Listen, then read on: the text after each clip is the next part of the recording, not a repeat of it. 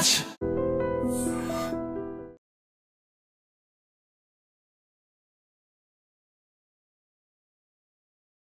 నమస్తే, welcome to open talk with Roddam Srinivas. ఇవాల్టి మన స్పెషల్ గెస్ట్ పొన్నాల లక్ష్మయ్య గారు.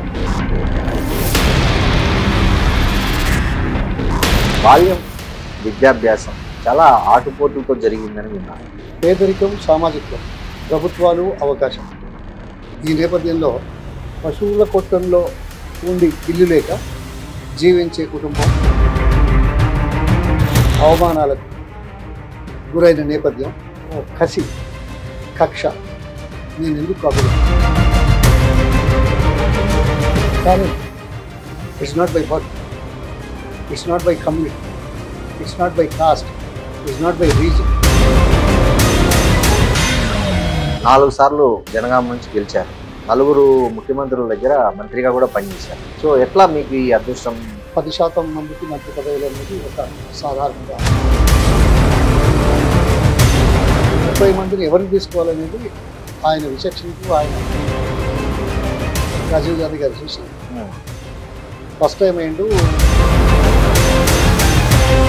నేను ఫిషరీస్ మంత్రిగా చేసింది ఈ రాష్ట్రంలో చరిత్రలో శాశ్వతంగా అంటే అటువంటి పనులు ఎవరు చేయాలి. సో మీరు అలాంటి కాంగ్రెస్ పార్టీ నుంచి బయటికి రావడానికి దారి తీసిన పరిస్థితి లేదు.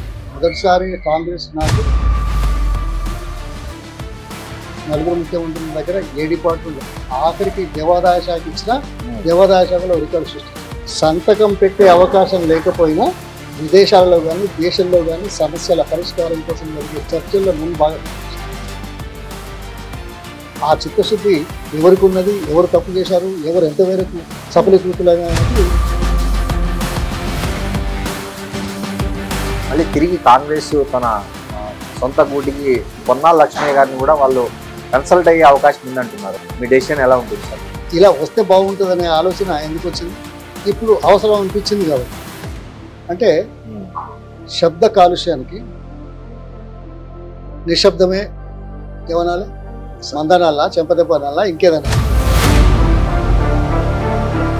పొన్నాల పిలి కాదు, పులిగా అంటే అవసరమైతే గర్జిస్తాం.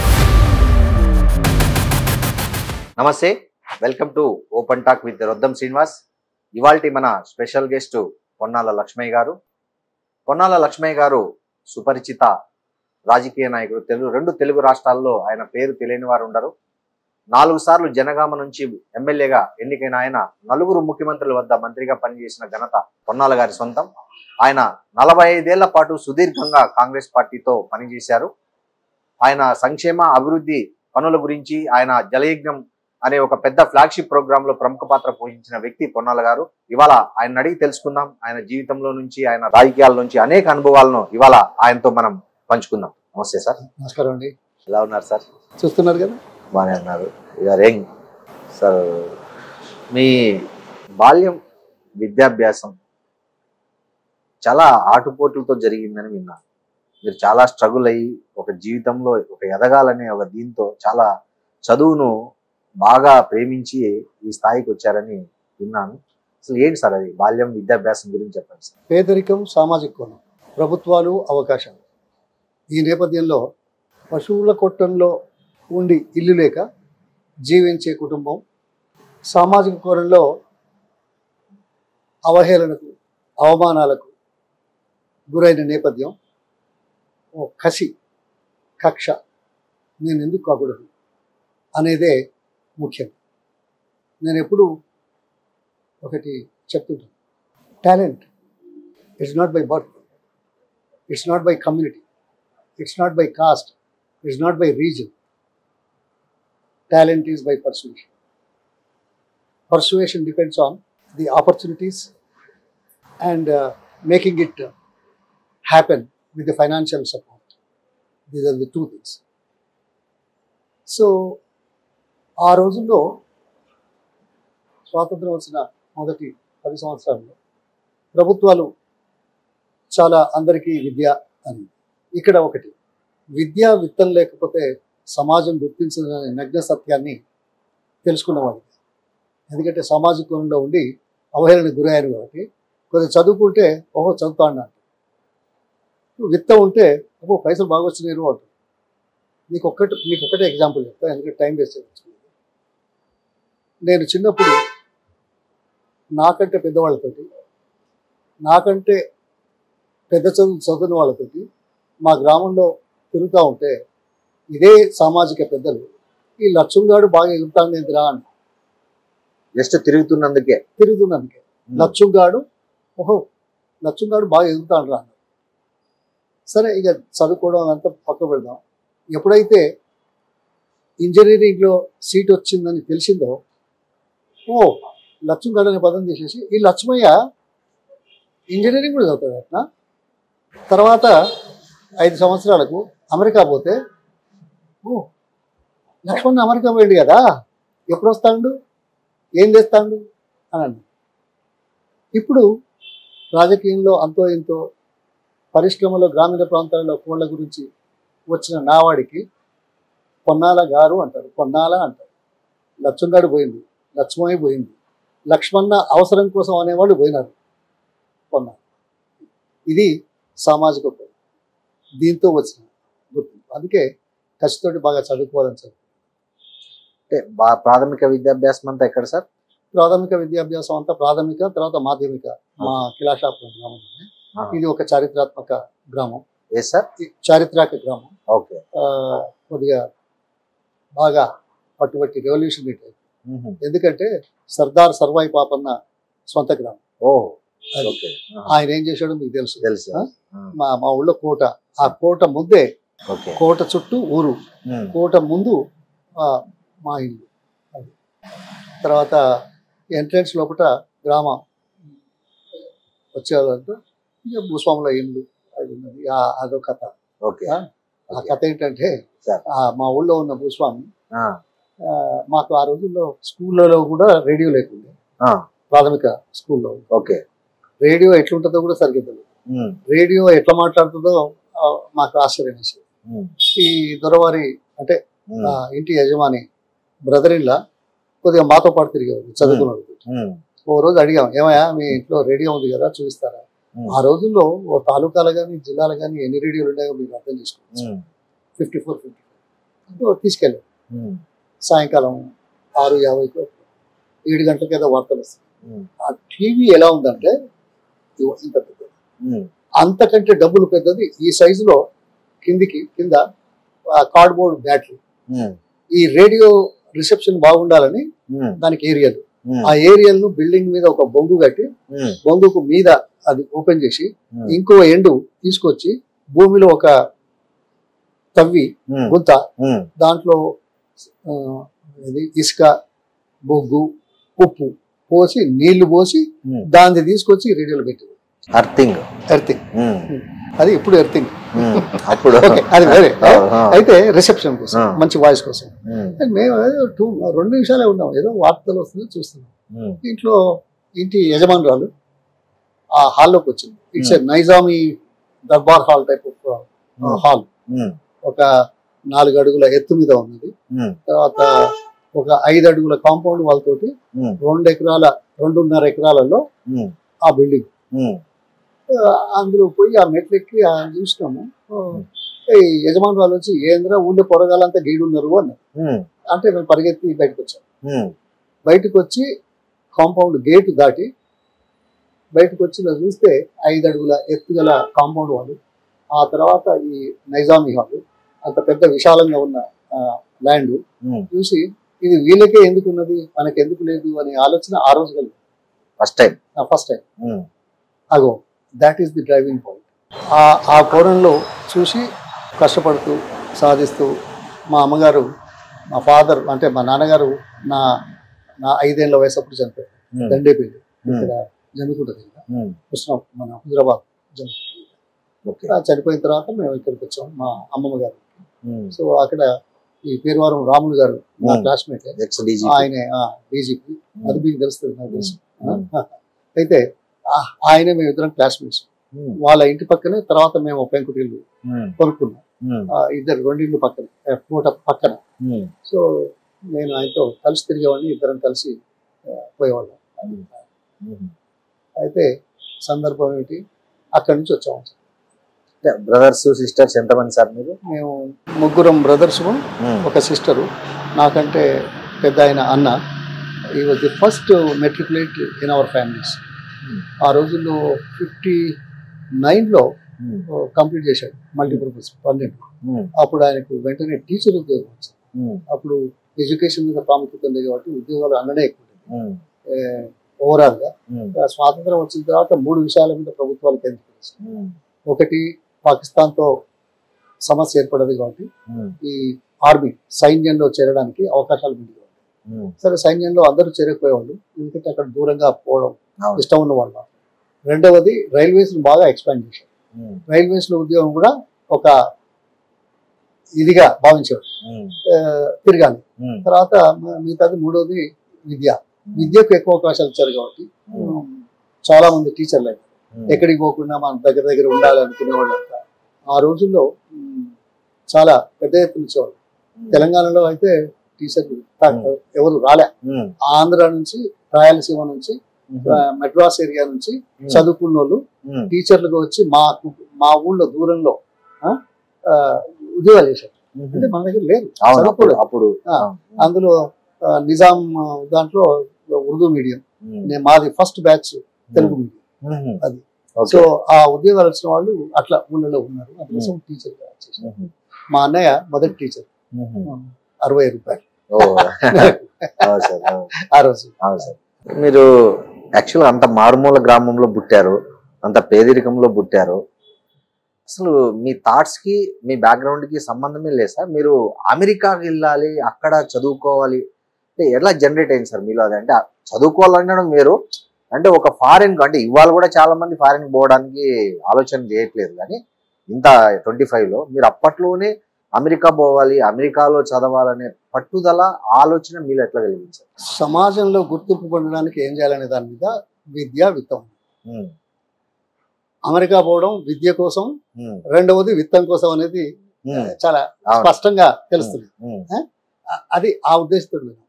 ఇంకోటి ఏంటంటే మా మల్టీపర్పస్ లో 4 సంవత్సరాలు 9, 10, 11, 12. అంతకుముందు 10వ తరగతి వరకు ఉండే, అది 11 వరకు చేసిండ్రు. తర్వాత ఇంటర్ 2 సంవత్సరాలు ఎఫ్ఏ అనేది, ఇంటర్ అనేది, తర్వాత డిగ్రీ. అయితే ఈ సిస్టమ్ వచ్చిన తర్వాత ఏమైందంటే 12వ తరగతి కూడా హై స్కూల్లో పెట్టి డైరెక్ట్ గా కాలేజీలకు బేసిక్ డిగ్రీ కానీ, ఇంజనీరింగ్ కానీ, మెడిసిన్ కానీ పంపింది. అయితే ఈ 4 సంవత్సరాల హై స్కూల్ విద్యలో కూడా మొదటి సంవత్సరం అందరికీ కామన్. 10, 11, 12 ఆప్షనల్స్, స్పెషలైజేషన్ ఏం చేస్తారు.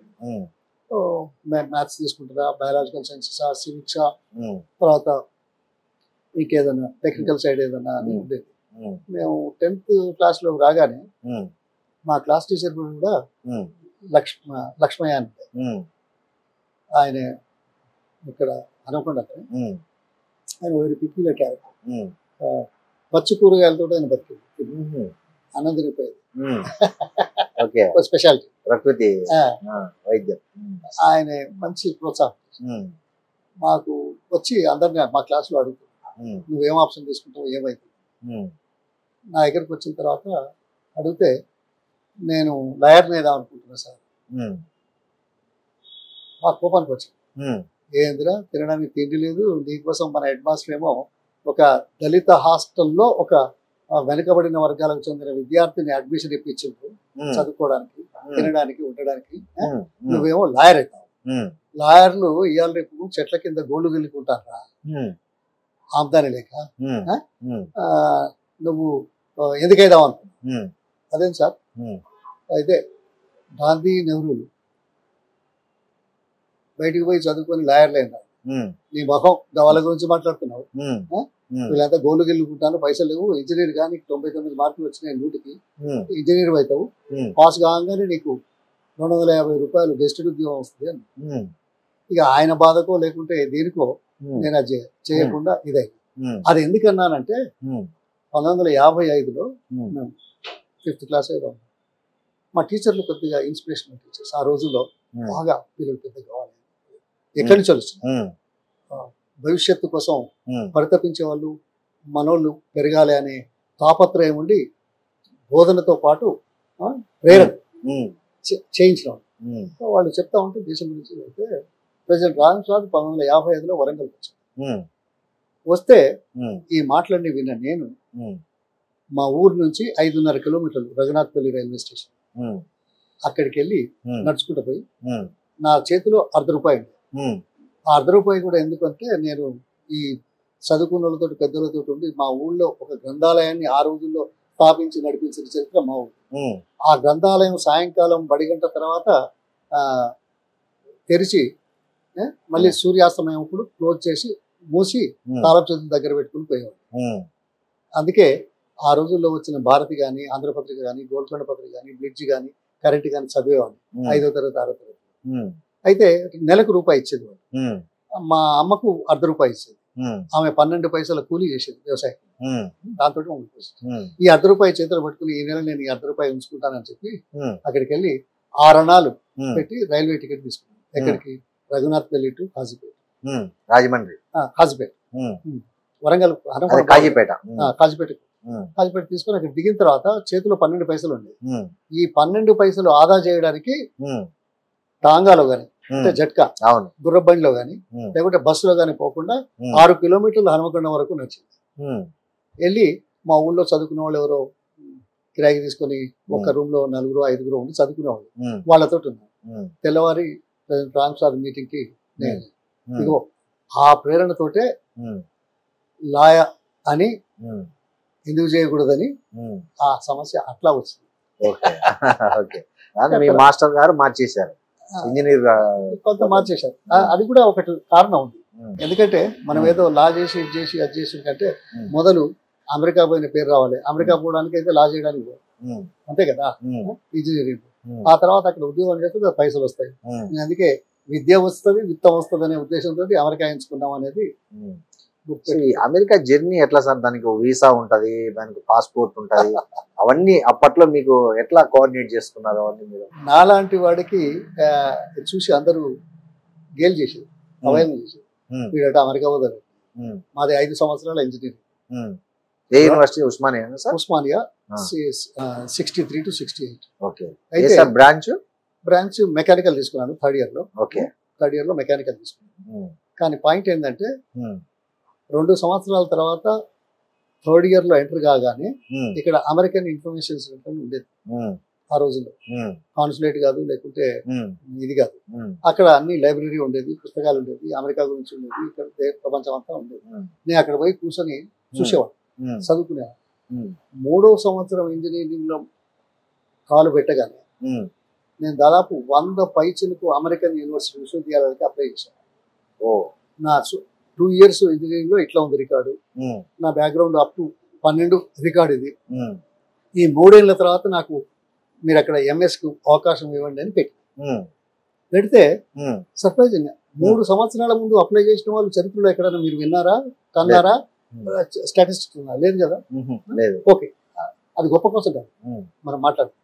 చేసిన తర్వాత 6 నెలల్లో, అంటే ఇంకా 2.5 సంవత్సరాలు పూర్తి చేయకముందే 4 విశ్వవిద్యాలయాల నుంచి అడ్మిషన్ ఇస్తూ ఈ 5వ సంవత్సరం మొత్తం ఇంజనీరింగ్ లో మీరు ఫస్ట్ క్లాస్ తీసుకురావస్తేనే ఈ అడ్మిషన్ ఉంటుంది అని కూడా ఇచ్చారు. అది కండిషన్. సో 2.5 సంవత్సరాల ముందు అడ్మిషన్ తీసుకున్న, అప్లై చేయడం 3 సంవత్సరాల ముందు, అడ్మిషన్ పొందింది 2.5 సంవత్సరాలు. ఈ చరిత్ర ఎక్కడుందో నాకు అది మీకే వదులుకుంటా. గూగుల్ బండి ఎక్కడ అది వేరే విషయం. అంటే నా పట్టుదల గురించి, నా కసి గురించి, విద్యా విత్తం గురించి ఆలోచన ఆ లెవెల్లో ఉంది అని చెప్పడానికి మీరు అడుగుతున్నందుకు చెప్పడానికి. ఓకే, దెన్ ఈ వీసా ఇవన్నీ తర్వాత వీసా సాధారణంగా అమెరికా చదువు కోసం వస్తే వీసా వస్తుంది. అందరూ గేల్ చేసేవాళ్ళు, చెప్పులు లేవు, నెక్కరే సరిగ్గా లేదు, చిన్న అంగి ఉన్నది అని గేల్ చేసేవాళ్ళు. కానీ ఎట్లా పోవాలి? ఇదొక పెద్ద సమస్య. అయితే నేను దేశంలో ఉన్న ఫౌండేషన్స్ అన్నిటికీ అప్లై చేశాను. నేను ఇలా చదువుకోవాలని అడ్మిషన్ వచ్చింది, నేను పోతాను. చివరికి నిజాం ట్రస్ట్ ఫండ్ స్కాలర్షిప్ వాళ్ళు ఏం చేశారంటే అమెరికా పోయే వాళ్ళకి 1-way ఎయిర్ ఫేర్ శాంక్షన్ చేశారు. దాదాపు ప్రతి సంవత్సరం 15 మందికో 20 మందికో చేసి దానిలో నేను ఒక్కనే నా సామాజిక వర్గాలు. సరే అది వేరు. ₹5,500 ఆ రోజు టికెట్ అమెరికా 1-way వాళ్ళు శాంక్షన్ చేశారు. ఇది నిజమే. ఈ పోవడానికి అయితే డబ్బు వచ్చింది ఫ్లైట్ లో, కానీ అక్కడ చదువుకోవడానికి డబ్బులు కావాలి కదా, ఫీజు డబ్బులు కావాలి కదా. నా స్కాలర్షిప్ రాలేదు మొదలు అప్లై చేస్తే. నేనేం చేశాను, చాలా అంతా చూశాను, చాలా మంది అడిగాను. చివరికి సిండికేట్ బ్యాంక్ అని ఇక్కడ మోహన్జాయి మార్కెట్ లో ఒక బ్రాంచ్ ఉంది. ఆ బ్రాంచ్ కొద్దిగా హెల్ప్ చేస్తుంది అని ఎవరో చెప్పింది చదువుకున్నాను. నేను పోయినాను. అక్కడ పురోహిత్ అని మేనేజర్, కన్నడిగా, దాంట్లో ఉన్నాడు. ఆయన అర్రా అంటే క్యూబిక్ అది అద్దంలో కనపడుతుంది. నేను ఇచ్చింది వాళ్ళ క్యూన్ వచ్చి తీసుకుపోయి ఇచ్చాడు. కొద్దిగా ఆశ్చర్యపోయినట్టు, ఇదేంది కుట్రోడు, చెప్పులు జరగలేవు, షర్ట్ చిరుగుంటది, అమెరికా అడ్మిషన్ 2.5 సంవత్సరాల ముందు వచ్చింది, పోతున్నాడు, నిజాం ట్రస్ట్ ఫండ్ ఇచ్చింది, ట్యూషన్ ఫీజుకు ఉండడానికి కోసం పైసలు పెడుతున్నాను. ఆశ్చర్యపడి నన్ను పిలిస్తే ఆ క్యూబిక్ దానికి క్యాబిన్ దగ్గర డోర్ దగ్గర నిలబడ్డా. నీ దగ్గర 20 రూపాయలు అయినా అని అన్నాడు. నాకు ఆశ్చర్యం వేసింది. 20 రూపాయలు, 5 రూపాయలు ఎందుకబ్బా ఆయన 20 రూపాయలు అడుగుతున్నాడు, దరఖాస్తు పెట్టుకోవడానికి ఏమన్నా ఫీజు ఏమో అనుకున్నారు. ఫీజు కాదు, లంచం. అదే తేడా అయితే అని నా మనసులో అనుకున్నా. ఏమనలే, లేవు అంటే మరి తీసుకొస్తావా, తీసుకొస్తా, 1 గంట టైం ఇవ్వండి. బయటకు వచ్చి మా ఫ్రెండ్స్ రెడ్డి హాస్టల్ ఉండేది, మా క్లాస్మేట్స్ తెలుసు, వాళ్ళ దగ్గర పోయి 20 రూపాయలు తీసుకున్నాను. మొత్తం 25 రూపాయలు. ఆడికి పోయి నిలబడ్డా. పురోహిత్ క్యాబిన్ ఓపెన్ చేయించిండు, తెచ్చేవాడిని. క్యాషియర్ని పిలిచాడు, ఇగో ఈ పిల్లగాడి దగ్గర 20 రూపాయలు తీసుకొని అకౌంట్ ఓపెన్ చేసి 5,000 రూపాయల లోన్ ఇప్పుడే ఆ అకౌంట్లో జమ చేయాలి. ఇది చారిత్రాత్మకం ఫర్ మీ, నా లైఫ్ లో. ఓ పిల్లవాడికి అప్పటిదప్పుడు ఎవరితో మాట్లాడకుండా, దరఖాస్తు తీసుకోకుండా, నా అడ్మిషన్ లెటర్ దగ్గర పెట్టుకుని 20 రూపాయలు అడిగితే నేను లంచం అడుగుతున్నాడా అనుకున్నాడు. ఆశ్చర్యపడకపోతే ఏం చేస్తాను, అప్పటిదప్పుడు 20 రూపాయలు కేవలం అకౌంట్ ఓపెనింగ్ మినిమం కావాలి. అకౌంట్ ఓపెనింగ్ ఇచ్చింది. నేను I'm the second loanee in the state of Andhra Pradesh for higher education from that bank. I am so grateful. So అట్లా వచ్చింది. తర్వాత సెకండ్ సెమిస్టర్ నుంచి నాకు స్కాలర్షిప్ కూడా వచ్చింది. నాకు డబ్బులు కూడా మిగిలినాయి. 11 మాసాలలో ఎంఎస్ పూర్తి చేసిన చరిత్ర చాలా. ఏ యూనివర్సిటీ సార్ అమెరికాలో? ఓక్లహోమా స్టేట్ యూనివర్సిటీ అని, స్టిల్ వాటర్. ఓకే. సో మీరు ఫ్లైట్ ఎక్కి పోయారు, అక్కడ మీకేం తెలియదు. సో యూనివర్సిటీకి పోయే ఎట్లా అంటే, నాకంటే ముందు పోయిన వాళ్ళు ఒకరిద్దరు ఉండేది. మొదలు స్టిల్ వాటర్ నుంచి విచితా అనేది ఒక ఏరోస్పేస్ టౌన్ అనమాట, ఈ హెలికాప్టర్ తయారు. అందులో మన దగ్గర నుంచి పోయిన ఆయన, నాకు తెలిసిన ఆయన, మాకంటే సీనియర్.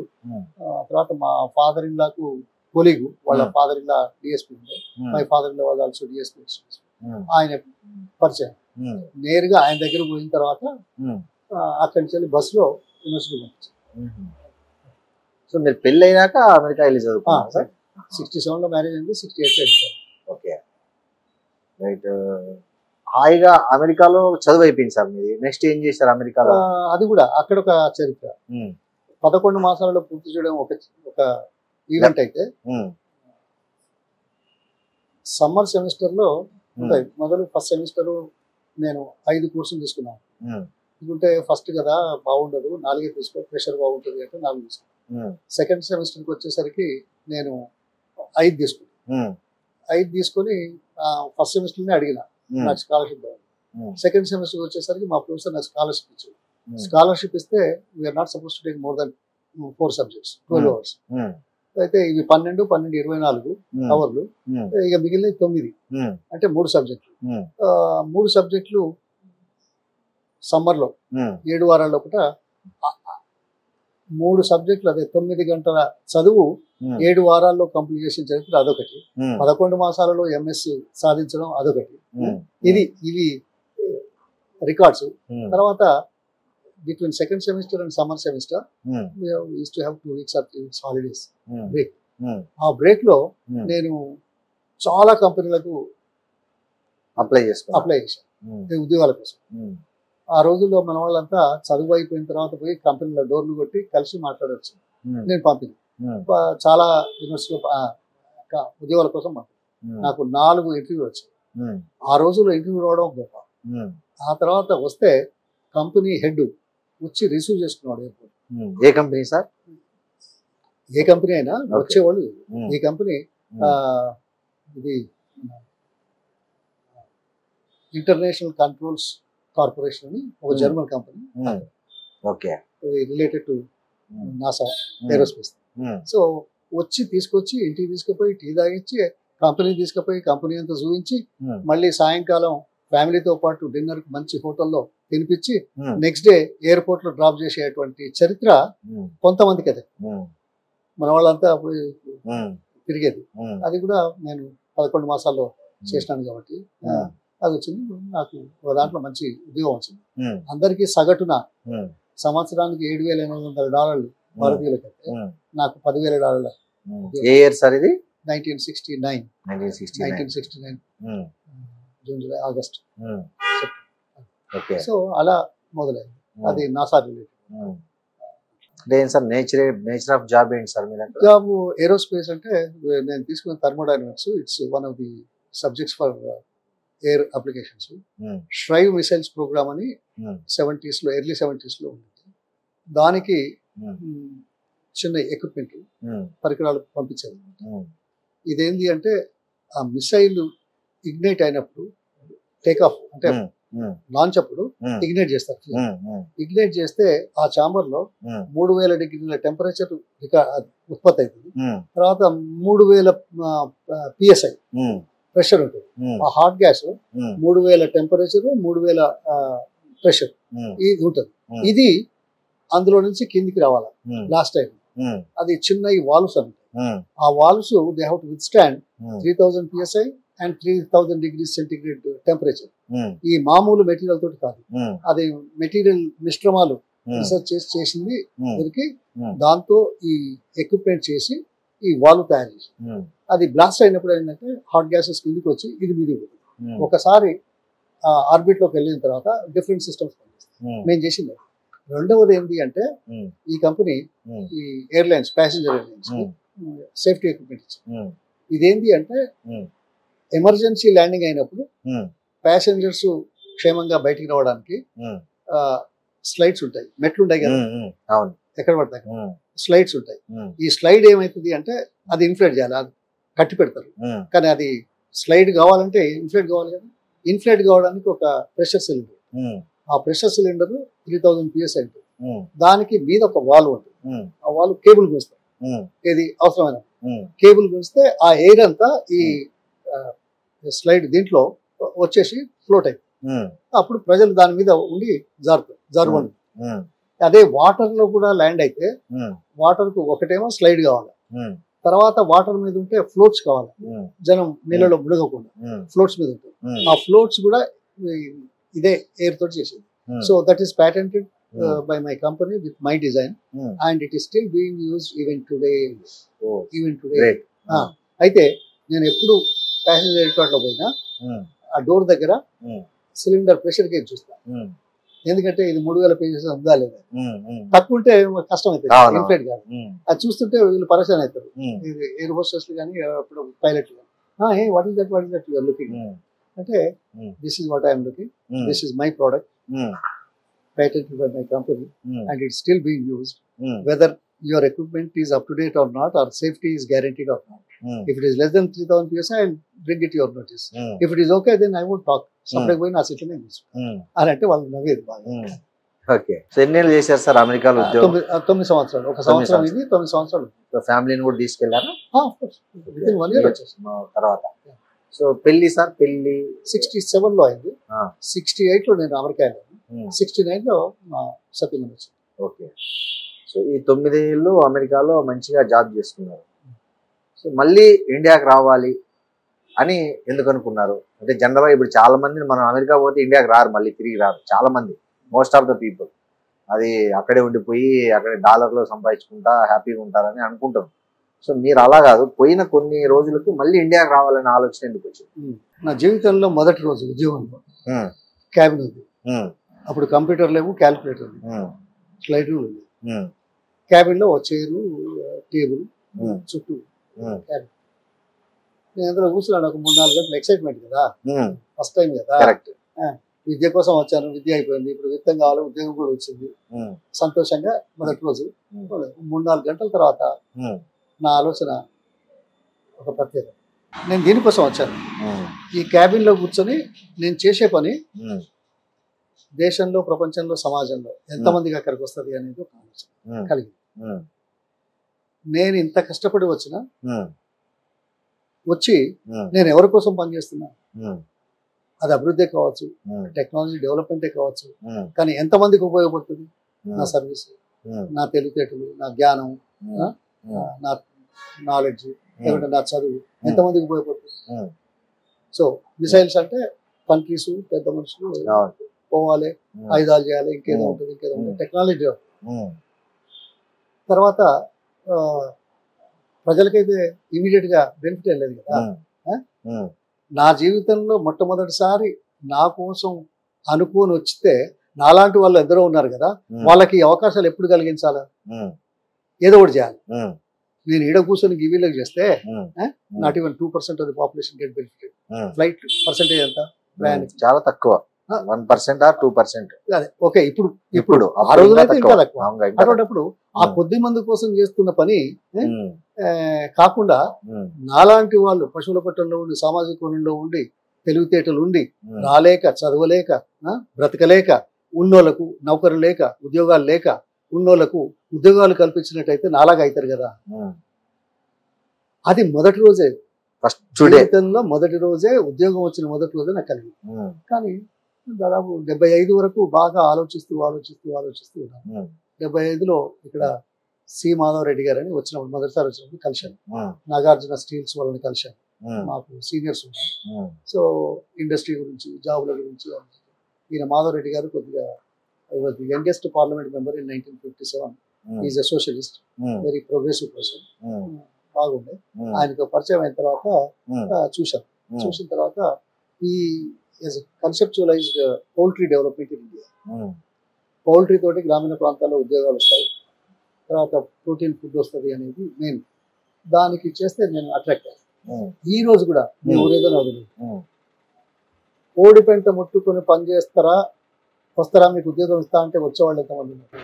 చాలా తక్కువ మంది సార్. ఆ వర్గాలు ఎవరి రావు. రావు. ఈ వర్గాలలో ఎంతో అంతో కొద్దిగా మంచిగున్న వాళ్ళు ఉమ్, అరే కోడి పెంట ముడతావురా అంటారు. అంటారు. కరెక్ట్. అంటారు. అంటే ఆ రోజుల్లో ఎంప్లాయ్మెంట్ గ్యారంటీ స్కీమ్ లేదు. ఉమ్, లేదు. లేదు.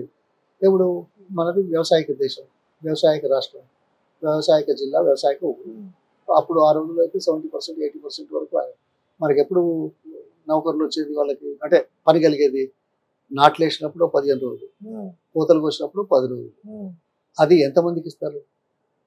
తక్కువ మంది. తక్కువ మంది.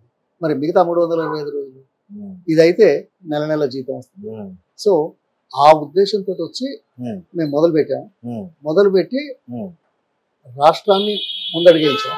ఉమ్, ఈరోజు మన దేశం ఉమ్, 2వ అత్యంత ఎగ్ ఉమ్, ప్రొడ్యూసింగ్ కంట్రీగా తీర్చిదిద్దాం. ఉమ్, నేను మన వెంకటేశ్వర హ్యాచరీస్ రావు గారు ఇక్కడ హైదరాబాద్, ఉమ్, తర్వాత జగపతిరావు గారిని విజయవాడ, ఉమ్, మన తిరుపతి వాళ్ళు ఉన్నారు. ఉమ్, ఆయన కూతురే ఉమ్, రామోజీరావు గారు కూడా శైలజ కిరణ్. ఉమ్, తర్వాత బెంగళూరులో ఒక ముస్లిం మహారాజా ఉమ్, ఫ్యామిలీ. ఉమ్, తర్వాత ఇంకో అతను తిరుపతి నుంచి ఒక వైశ్యుడు, ఉమ్, చాలా పెద్ద ఇండస్ట్రీ, ఉమ్, ఆయన కూడా ఈ రంగంలోకి వచ్చారు. మేమంతా కలిసి చేసి ఉమ్, చాలా ఉమ్. ఇవాళ మీరు చదివింది మిసైల్, ఇది నాసా, మెకానికల్ ఇంజనీరింగ్. మీరు వచ్చింది మళ్ళీ అగ్రికల్చర్ రిలేటెడ్ ఈ హ్యాచరీస్ లేక వచ్చారు. సో ఎట్లా ఆలోచన సింక్ అయింది మీకు? నా దురదృష్టం ఇంకా మీకు అర్థం కాలేదు నా భావం ఏంటి. అంటే ఎక్కువ మందికి ఉపాధి కల్పించాలనేది మీ అలాంటి లక్ష్యం. వాళ్ళకు కాదు. అమెరికా ఎందుకు పోయాం?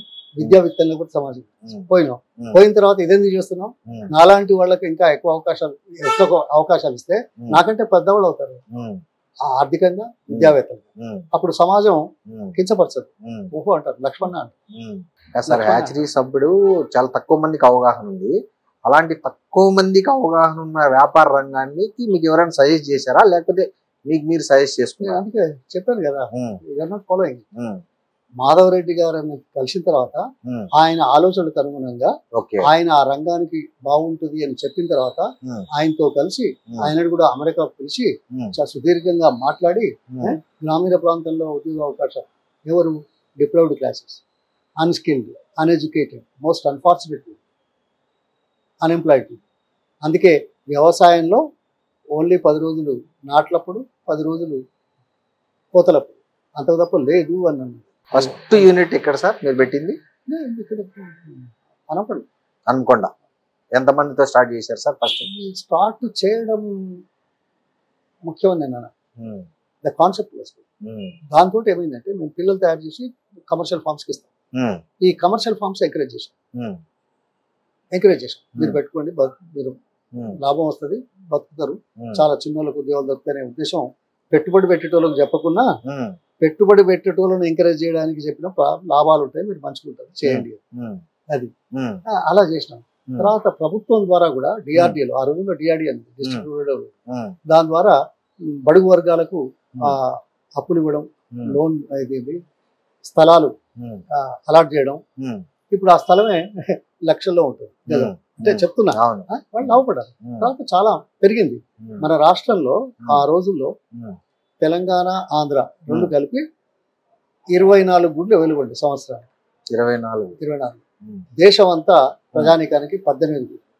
ఆ రోజుల్లో 70 కోట్లు అండి. ఉమ్, మన దగ్గర ఏదో కొత్త ఉమ్, పాపులేషన్. ఉమ్, కానీ మా చర్యలు మొదలుపెట్టిన తర్వాత ఉమ్, ఇప్పుడు తెలంగాణ, ఆంధ్ర రెండు number 1 among all the states. Um, మనం సంవత్సరానికి 400 పైచలకు పర్ క్యాపిటా అవైలబిలిటీ సాధించినాం. Hmm. ప్రోగ్రెస్ ఉమ్, 24 ఎక్కడ, 400 ఎక్కడ. ఉమ్, అదే దేశం కూడా ఉమ్, 18 నుంచి ఇప్పుడు 80 గుడ్ల వరకు వచ్చింది. ఉమ్, ప్రపంచంలో ఇంత పెద్ద ఎత్తున అంటే పాపులేషన్ పెరిగింది మళ్ళీ. Hmm. ఇప్పుడు ఉమ్, అది కూడా పని.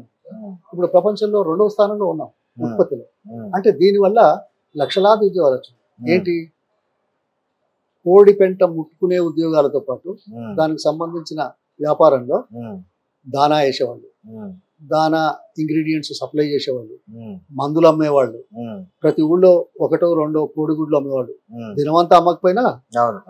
అవసరం. తర్వాత ప్రతి గ్రామంలో ఎవరో ఒకరు ప్రతిరోజు కాకపోయినా ఆదివారం కోళ్ళు అమ్ముతారు, బతుకుతారు. అవును.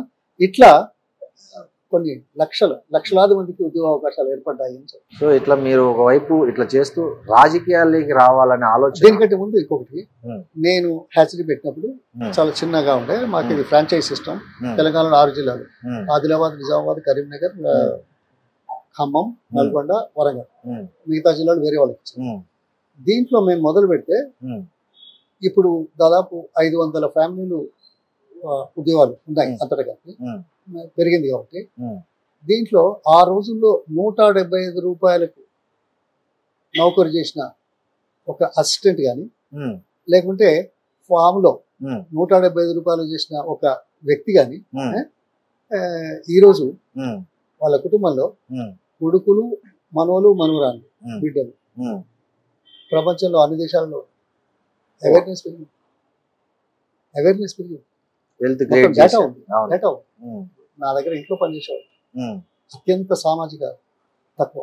ఉమ్, హ్యాచరీ పేరు మీద తీసుకున్నాం. అప్పుడు ఏదో మన ఇంటికి వస్తుంటారు, చేస్తుంటారు. ఉమ్, వాళ్ళ పిల్లలు ఉమ్, అమెరికాలో, గ్రేట్. మనవలు ఉమ్, అమెరికా పోతుంది చదువుకోవడం. గ్రేట్. ఆ ఇన్స్పిరేషన్, ఆ అవకాశం వచ్చింది. ఉమ్, అందుకే talent is not by birth, talent is not by cost, talent is not by reason, talent is not by religion. So అవకాశాలు ఇవ్వండి, సమాన అవకాశాలు. ఏమన్నా పేరు పెట్టారా సార్ మీ హ్యాచరీస్ కి? తిరుమల హ్యాచరీస్ అని పెట్టింది. తిరుమల హ్యాచరీస్. తిరుమల హ్యాచరీస్, తిరుమల దేవుని పేరు. అవును. అంటే వెంకటేశ్వర హ్యాచరీస్ అవును. ఒరిజినల్ అవును. వెంకటేశ్వరుడి పేరు. అవును. సో నా జీవితంలో హై స్కూల్ వరకు, ఇంజనీరింగ్ వరకు ఉమ్, దేవుడు అంటే అనేది ఉమ్, ఎందుకు అవును. ఎక్కడ చూపించాలి అవును. అనేవాళ్ళు. ఉమ్, నాస్తికులు మీరు అప్పటి వరకు. ఆ, ఆ, అమెరికా పోయే ముందు ఉమ్, నేను తిరుమలకి వెళ్ళాను. ఉమ్, తిరుమలకు మొత్తం నడిచి వెళ్ళాను. ఉమ్, వెళ్ళిన తర్వాత ఆ దేవుని చూస్తుంటే ఉమ్, నా మనసులో ఒక మార్పు వచ్చింది. ఉమ్, కళ్ళు జమకి వెళ్ళాను, ఉమ్, ఎమోషనల్ ఆ, ఓకే. సో అక్కడ మీకు దేవుడి మీద నమ్మకం ఉంది. దేవుడిని చూసినప్పుడు మీకు ఏమనిపించింది? ఇన్ని రోజులు నమ్మకపోవడం ఏంటి అంటే, ఉన్న పరిస్థితులలో దేవుడు అని చెప్పి బతికేవాళ్ళు, దేవుని పేరు చెప్పి జీవించేవాళ్ళు వస్తే ఐ కెన్ అండర్స్టాండ్. బట్ ఏది ఎక్కడ ఆ జ్ఞానం లేదు కదా, ఆ ఊహ లేకుంటే కదా ఈ సృష్టి గురించి, సృష్టి నిర్మాణం గురించి, సృష్టి ప్రక్రియ గురించి ఎవరో ఏదో చేస్తే అయిందా కాలేదా అనేది విషయం. కానీ ఇవన్నీ ఎందుకు ఉన్నాయనే ఆలోచన కలిగినప్పుడు ఏదో ఒక శక్తి ఉంది, ఏదో ఒక శక్తి. ఆ శక్తే దేవుడు అంటారు వీళ్ళు, ఆ శక్తే గీ మతం అంటారు. అందుకే మనం హిందువులుగా, భారతీయులుగా భగవంతుడు సర్వాంతర్యామి అంటారు.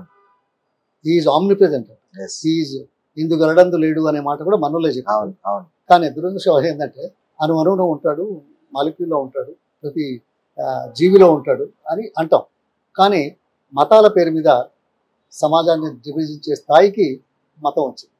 దేవుని పేరు చెప్పి సమాజాన్ని విభజించడానికి చేసే దేవుడు సర్వాంతర్యమైతే ఎక్కడ ఏది పూజ చేస్తుంది, ఏ మతం నువ్వు అంటేంది, మనిషిని మనిషిగా చూసే అవకాశం తెలుసుకోకపోతే, అర్థం చేసుకోలేకపోతే నువ్వు దేవుడిని నమ్మి రావేమన్నా? ఇప్పుడు నేను నిన్ను ఇప్పుడు తిడతాను, నీలో దేవుని చూస్తే తిడతానా? తిట్టరు. అదే అక్కడే వచ్చింది మానవీయత. కరెక్ట్. సో అది లోపిస్తున్నది అని చెప్పడానికి సరే ఈ నాకు అప్పుడే ఆలోచన. ఓకే, ఈ అమెరికా నుంచి వచ్చాక రాజకీయాల్లోకి పోవాలని, రాజకీయాల్లో చేరాలనే ఆలోచన ఎందుకు వచ్చింది? ఇలా రెండు విషయాలు ముఖ్యం. 1973లో నేను అమెరికాలో ఉన్నప్పుడు మా బ్యాచ్ లో నేను ఒక్కరినే ఇంజనీరింగ్ స్టూడెంట్, మిగతా వాళ్ళు చాలా మంది డాక్టర్, ఇంక్లూడింగ్ పివి నరసింహరావు గారి డాక్టరు, అల్లుడు, నీలం సంజయ్ రెడ్డి గారి కొడుకు, వాళ్ళంతా మీతో పాటు అక్కడ చదువుకున్నారు, అక్కడ వచ్చారు. న్యూయార్క్ లో ఉండేది. నీలం సంజయ్ రెడ్డి కొడుకు ఒక సంవత్సరం జూనియర్ కావచ్చు, తర్వాత సరస్వతి వాళ్ళు కూడా ఒక 1 year జూనియర్. పివి గారు ముఖ్యమంత్రిగా చేసిన తర్వాత గ్యాప్ వచ్చింది కదా, వచ్చినప్పుడు ఆయన అమెరికా వచ్చాడు. వచ్చినప్పుడు మేమంతా కలిసి తిరిగేది, సాటర్డే సండే అంటే అందరం కలిసి. సో వచ్చాడు కాబట్టి నేను మా అపార్ట్మెంట్కి పిలిచాను, విజిట్స్ లో పిలిస్తే వచ్చాడు. వచ్చినప్పుడు మా దగ్గర ఒక 12-15 కుటుంబాలు పిల్లలతో సహా వచ్చారు. నేను భోజనం చేశాను. అది కూడా నేను ఏం చేశానంటే, ఆయనకు తెలుసు కాబట్టి, బ్రాహ్మడు కాబట్టి, ఇది ఏది గోరు చిక్కుడుకాయ, తర్వాత ఈ కాకరకాయ అడవిలో ఏం కాకరకాయ, బోడకాకరకాయ ఆయనకి ఇష్టం అని చెప్పి అవి స్పెషల్ గా తెప్పించి వంట చేస్తే, ఏంది లక్ష్మయ్య ఈడ గోరు చిక్కుడు బోడకాకరకాయ దొరికింది ఆయన ఊహించలే. తర్వాత ఏదో మాట్లాడితే ఆ రోజు ఒక ప్రశ్న అడిగారు, సార్ మనది వ్యవసాయక దేశం, మరి మీరు ముఖ్యమంత్రి అయినప్పుడు ఉద్యోగ అవకాశాలు కల్పించడానికి 73లో మీరు పరిశ్రమలను ప్రోత్సహించారా, పరిశ్రమలు వచ్చాయా, దాని గురించి మీ ఆలోచన ఏంటి అంటే, లక్ష్మయ్య చాలా ఉన్నాయి మాట్లాడుతున్నాను అని. అంటే ఒక ముఖ్యమంత్రిగా వచ్చిన అతిథిని 73లో నా మొదటి రోజు ఉద్యోగంలో ఏమన్నానో చెప్పాను. ఆయనను అడగడం ఇది గొప్ప కోసమా, నా ఆలోచన అట్లా ఉంది అని చెప్పాను. అక్కడ వ్యక్తి ఇంపార్టెంట్ కాదు, ఆలోచన అడిగాను. మరి వాళ్ళే కదా మార్చగలిగేది, చేయగలిగేది. మరి ఆ తర్వాత ఆయన is responsible for land reforms, he is responsible for liberalization of the entire economy as prime minister. He is responsible for many other things. Yes. గ్రామీణ ప్రాంతంలో ఉండే వాళ్ళకి లాభం కలగడం ఆయన ఎంతమంది ఇచ్చారు? అప్పుడు కమ్యూనిస్ట్ అందరూ విమర్శించారు కదా, లిబరలైజేషన్ చేశాడు, గ్లోబలైజేషన్ చేస్తున్నాడు. ఇప్పుడు అది మీరు మీ లెవెల్లో 91 జరిగింది, కానీ ల్యాండ్ రిఫార్మ్ చేస్తే ఎవరైనా ఒప్పుకున్నారా? ఊరుకోలే, తిట్టలేదా? తిట్టారు. భూస్వాములంతా ఒకటయ్యారు. అంతే కదా, భూస్వాములంతా ఒకటి అంటే మారుస్తారు కదా అభిప్రాయాన్ని. అవును, ఏదో ఉన్నది ఆయనకి ఏదో ఉన్నది తప్పుడు ప్రచారం చేస్తారు, అది మామూలే. సో ఆయన అడిగారు, మీరు అడిగాను, సరే మాట్లాడదాం, ఇదంతా ఉంటుంది చేయాలి కదా. అంత డీటెయిల్గా ఎందుకు చెప్తాడు? అది కూడా సోషల్ ఫంక్షన్, 13-12 కుటుంబాలు పిల్లలతో ఉన్నాం, మాట్లాడు. అది ఆ రోజు అదైంది. ఓకే. తర్వాత నేను పౌల్ట్రీ మొదలుపెట్టి గవర్నమెంట్ ద్వారా డిఆర్డిఏ స్కీమ్స్ ఇవన్నీ చేశాను. భువనగిరిలో గుట్ట దగ్గర మరి ఇవాళ ఇక్కడ హుజూర్ నగర్ మండలంలో సెటిలర్స్ అంతా పౌల్ట్రీ పెట్టుకున్నారు. నిజామాబాద్ లో వచ్చిన సెటిలర్స్ వాళ్ళంతా ఆంధ్ర నుంచి పాపం వచ్చి ఎకరం 2 ఎకరాలు తీసుకుని కాస్ట్ చేసి చిన్న గుడి చేసుకుని వాళ్ళందరికీ ఫార్మ్స్ పెట్టుకుంటే పెట్టారు. తర్వాత ఒక రోజు మేలో దాదాపు 43-44 డిగ్రీల టెంపరేచర్ ఒక రోజు. నేను ఆ రోజు ఉదయం లేచి పౌల్ట్రీ ఎట్లా నడుస్తున్నది అని వాళ్ళని అడగడానికి ఎంకరేజ్ చేయడానికి పోయిన సందర్భంలో 26 ఫార్మ్స్ తిరిగారు ఆ ఎండలో. తిరిగి వాళ్ళని అడిగితే ఏమన్నారు, సాధారణంగా అడిగితే ఏమన్నా సార్ ఏదో వస్తే చేయాలి కదా అనుకుంటా, ఈ పౌల్ట్రీ కోళ్ల ఉత్పత్తిలో వచ్చే లాభం పక్కకు పెడదాం సార్, దీంట్లో వచ్చిన కోడి పెంట మేము వరి కాకుండా చెరుకేస్తున్నాం ఇక్కడ. ఆ చెరుకుకు వేస్తే మామూలుగా కోడి పెంట వేయక ముందు ఎంత పంట పండింది, కోడి పెంట వేసిన తర్వాత ఎంత పెరిగింది అని చూసి మాకు ఇదైతే చాలు, దాంట్లో పైసలు వచ్చినా రాకుండా అనే మాట విన్నా. అది ఇప్పటికీ ఉంది. అంటే కోడి పెంట గురించి ఆలోచించడం ఏంటి అనేది చెప్పడం కోసం, దాని వాల్యూ కోసం. ఇప్పుడు that liter the most fertilized. For example 70s లో రామగుండంలో యూరియా ప్లాంట్ పెట్టారు, సంవత్సరానికి 1,00,000 టన్నులు. దానికి టోటల్ కాస్ట్ ఎంతో తెలుసా? 1,420-1,800 కోట్లు. ఎంతమంది ఉద్యోగం? డైరెక్ట్ గా 1,580. ఓన్లీ 1,500-1,680. అన్ని కోట్లు ఖర్చు పెట్టి 1,680. సరే, అది అయిన తర్వాత లారీలు తీసుకుపోయేటోళ్ళు ఉద్యోగాలు ఉంటాయి, అది. కానీ అదే సందర్భంలో నేను ఆలోచించింది ఏంటంటే, ఉమ్మడి ఆంధ్రప్రదేశ్ లో దాదాపు 15,000 కోళ్ల ఫారాలు. ఈ 15,000 కోళ్ల ఫారాల పెట్టుబడి ఎంతో తెలుసా? ఆ రోజుల్లో 150 కోట్లు కూడా. 150 కోట్ల పెట్టుబడితోటి 15,000 ఫారాలు ఉంటే, సరే 15,000 యజమానులు అనుకున్నాం. ఒక్కొక్క ఫారంలో ఒక్కరైనా 15,000, ఇద్దరైతే 30,000, ముగ్గురైతే 45,000. ఇది డైరెక్ట్ గా. సరే ఒక్కడే అనుకుందాం, 15,000 ఉద్యోగాలు. 150 కోట్ల పెట్టుబడికి 15,000 ఉద్యోగాల 1,580 కోట్లకు అక్కడైతే 1,600 ఉద్యోగాలే కదా. 1,500 కోట్లకేమో 1,600, 150 కోట్లకేమో 15,000 ఉద్యోగాలు. ఇది ఉద్యోగాలే కాదు, కోడిగుడ్లు అమ్మేటోళ్ళు, మాంసం అమ్మేటోళ్ళు, ధాన్యం దాన అమ్మేటోళ్ళు, మందులు అమ్మేటోళ్ళు. అంటే ఈ మాటతోటి దీనిలో ఉన్న అర్థం కానీ ఆలోచన కానీ ఎంత ప్రాముఖ్యమైందో తెలుసుకోమనుకో. నేను చేయదు దాంట్లో. అవును, దీనికి ఇస్తే గ్రామాలలో ఉపాధి ఉంటుంది, అది కదా. తర్వాత ఇవాళ ప్రోటీన్, హైయెస్ట్ ప్రోటీన్. సో ఇవి ఇట్లా వెళ్తుంటే మరి ఆ రాజకీయాలకి ఎప్పుడైతే ప్రభుత్వం ద్వారా ఈ కార్యక్రమాన్ని వేగవంతం చేశామో, తర్వాత పివి గారు నా దగ్గరికి రావడం, తర్వాత నేను వచ్చిన తర్వాత చెన్నారెడ్డి గారు నాకు పరిచయం. సో 80లో ఏదో టికెట్ అడిగాము, ఇందిరాగాంధీ వచ్చి ఇక్కడ నామినేషన్ వేసిపోయింది. నేను ఆయనతో పాటుగా చెన్నారెడ్డితో పాటుగా ఫాలోయింగ్ కార్లో కర్ణాటక దాకా పోయి అక్కడ ఇందిరాగాంధీ ఎవరు అప్పుడు ఇద్దరున్నారు, ఇద్దరు ముఖ్యమంత్రులు. తర్వాత వాళ్ళకి అప్పచెప్పి మేము వచ్చినాం. 80లో పార్లమెంట్ అడిగాను. పార్లమెంట్ అడిగితే కష్టమైంది నాకు రాలేదు. నేను ఎందుకు అడిగానంటే 42 సీట్లు, 78లో 2 రాష్ట్రాలు, కర్ణాటక, ఆంధ్రప్రదేశ్ కాంగ్రెస్కి ఇచ్చారు. అవును, 77లో మొత్తం పోయింది దేశం. 78లో ఈ రెండింటికి వచ్చింది. వస్తే ముఖ్యమంత్రి కదా, పెద్ద మనిషి కదా, ఈయన చెప్తే వస్తుంది అనే ఉద్దేశంతో నేను అక్కడికి ఆయన అడిగి చెన్నారెడ్డి గారితో ఉండి తిరిగిన. అయితే రాజకీయాల్లో ఉంటారు కదా, ఈయన చెన్నారెడ్డి మనిషి. నేను ఎందుకు అడిగానంటే 42 సీట్లలో 20 అనేది సిట్టింగ్. 20 సీట్లలో సాధారణంగా ఇస్తారు, ఇచ్చారు. ఇచ్చిన తర్వాత ఇక 14లో ఏం చేసిందంటే, కర్ణాటక పోయిన తల్లి వచ్చి బేగంపేట నుంచి వెళ్ళిపోతూ దాదాపు 14లో 9 సీట్లు తనే అనౌన్స్ చేశారు. ఒక 5 సీట్లు మాత్రం చెన్నారెడ్డి గారికి ఇచ్చారు, మీరే అనౌన్స్ చేయాలి. ఈ 9 వరంగల్ అనౌన్స్ అయ్యింది. నేను వరంగల్ అడిగాను. అది కూడా ఎవరికి? 2 సార్లు ఎమ్మెల్యేగా చేసిన కమాలుద్దీన్ అహ్మద్ మైనారిటీలకు కాంగ్రెస్ ఇవ్వాలని చెప్పేసి ఇక్కడ బ్రాహ్మడు ఎవరు పివి నరసింహారావు ఉన్నారు హనుమకొండలో, ఉమ్, అందుకోసం ఆ పక్కన ఉమ్, కమాలో తెప్పించింది నా ఛాన్స్. ఉమ్, అది కదా. అప్పుడు 80లో పివి గారికి ఎలక్షన్ ఇన్ఛార్జ్గా చేశాను, ఉమ్, 84లో కూడా చేశాను. ఉమ్, సో ఇది రాజకీయాల్లో రావడానికి ఒక ఆస్కారం. ఉమ్. చివరికి 85లో పివి గారు చలవలో 85లో పోటీ చేశారు, పోటీ చేశాను, కానీ ఓడిపోయాను. అంతే కదా, ఎమ్మెల్యేగా పోటీ చేశారు కాబట్టి.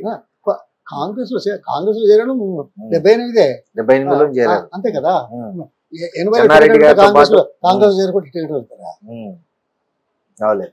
సో అప్పుడు తర్వాత ఏం చేశారు సార్? ఓడిపోయిన తర్వాత మీరు నెక్స్ట్ ఓడిపోయిన రోజు రిజల్ట్స్ వచ్చిన రోజే నేను ఊళ్ళు తిరిగి అందరికీ ధన్యవాదాలు చెప్పొచ్చా ఓటేస్ట్. అట్లా తిరుగుతూ చాలా కార్యక్రమాలు చేశాను. అందుకే 89లో ఈయనకి ఇస్తే గెలుస్తారని ఇచ్చారు, లేకుంటే నాకేం ఫేవర్ చేయాలి. ఓకే, 89లో. తర్వాత ఈ దొరలు కమ్యూనిస్టులు నన్ను డాలర్ లక్ష్మి అని బదనాం చేయడానికి, డబ్బులు గుంజడానికి, డబ్బులు ఖర్చు పెట్టించడానికి చేసిన డాలర్ లక్ష్మి. ఇప్పుడు ఎవరు అంటారు అమెరికా నుంచి వచ్చిన ఎవరిని రాదు, అదే పొన్నాలుగానే అన్నారు, లక్ష్మిగానే అన్నారు, లక్ష్మిగానే అంటారు. ఎందుక సామాజిక కోణం అంటే బీసీ అని సామాజిక కోణం అన్న. ఇక అదే అదే సామాజిక కోణం, అదే మిగతా వాళ్ళని అంటారా అన్నారు అంటారా? చాలా మంది వచ్చింది అంటారా?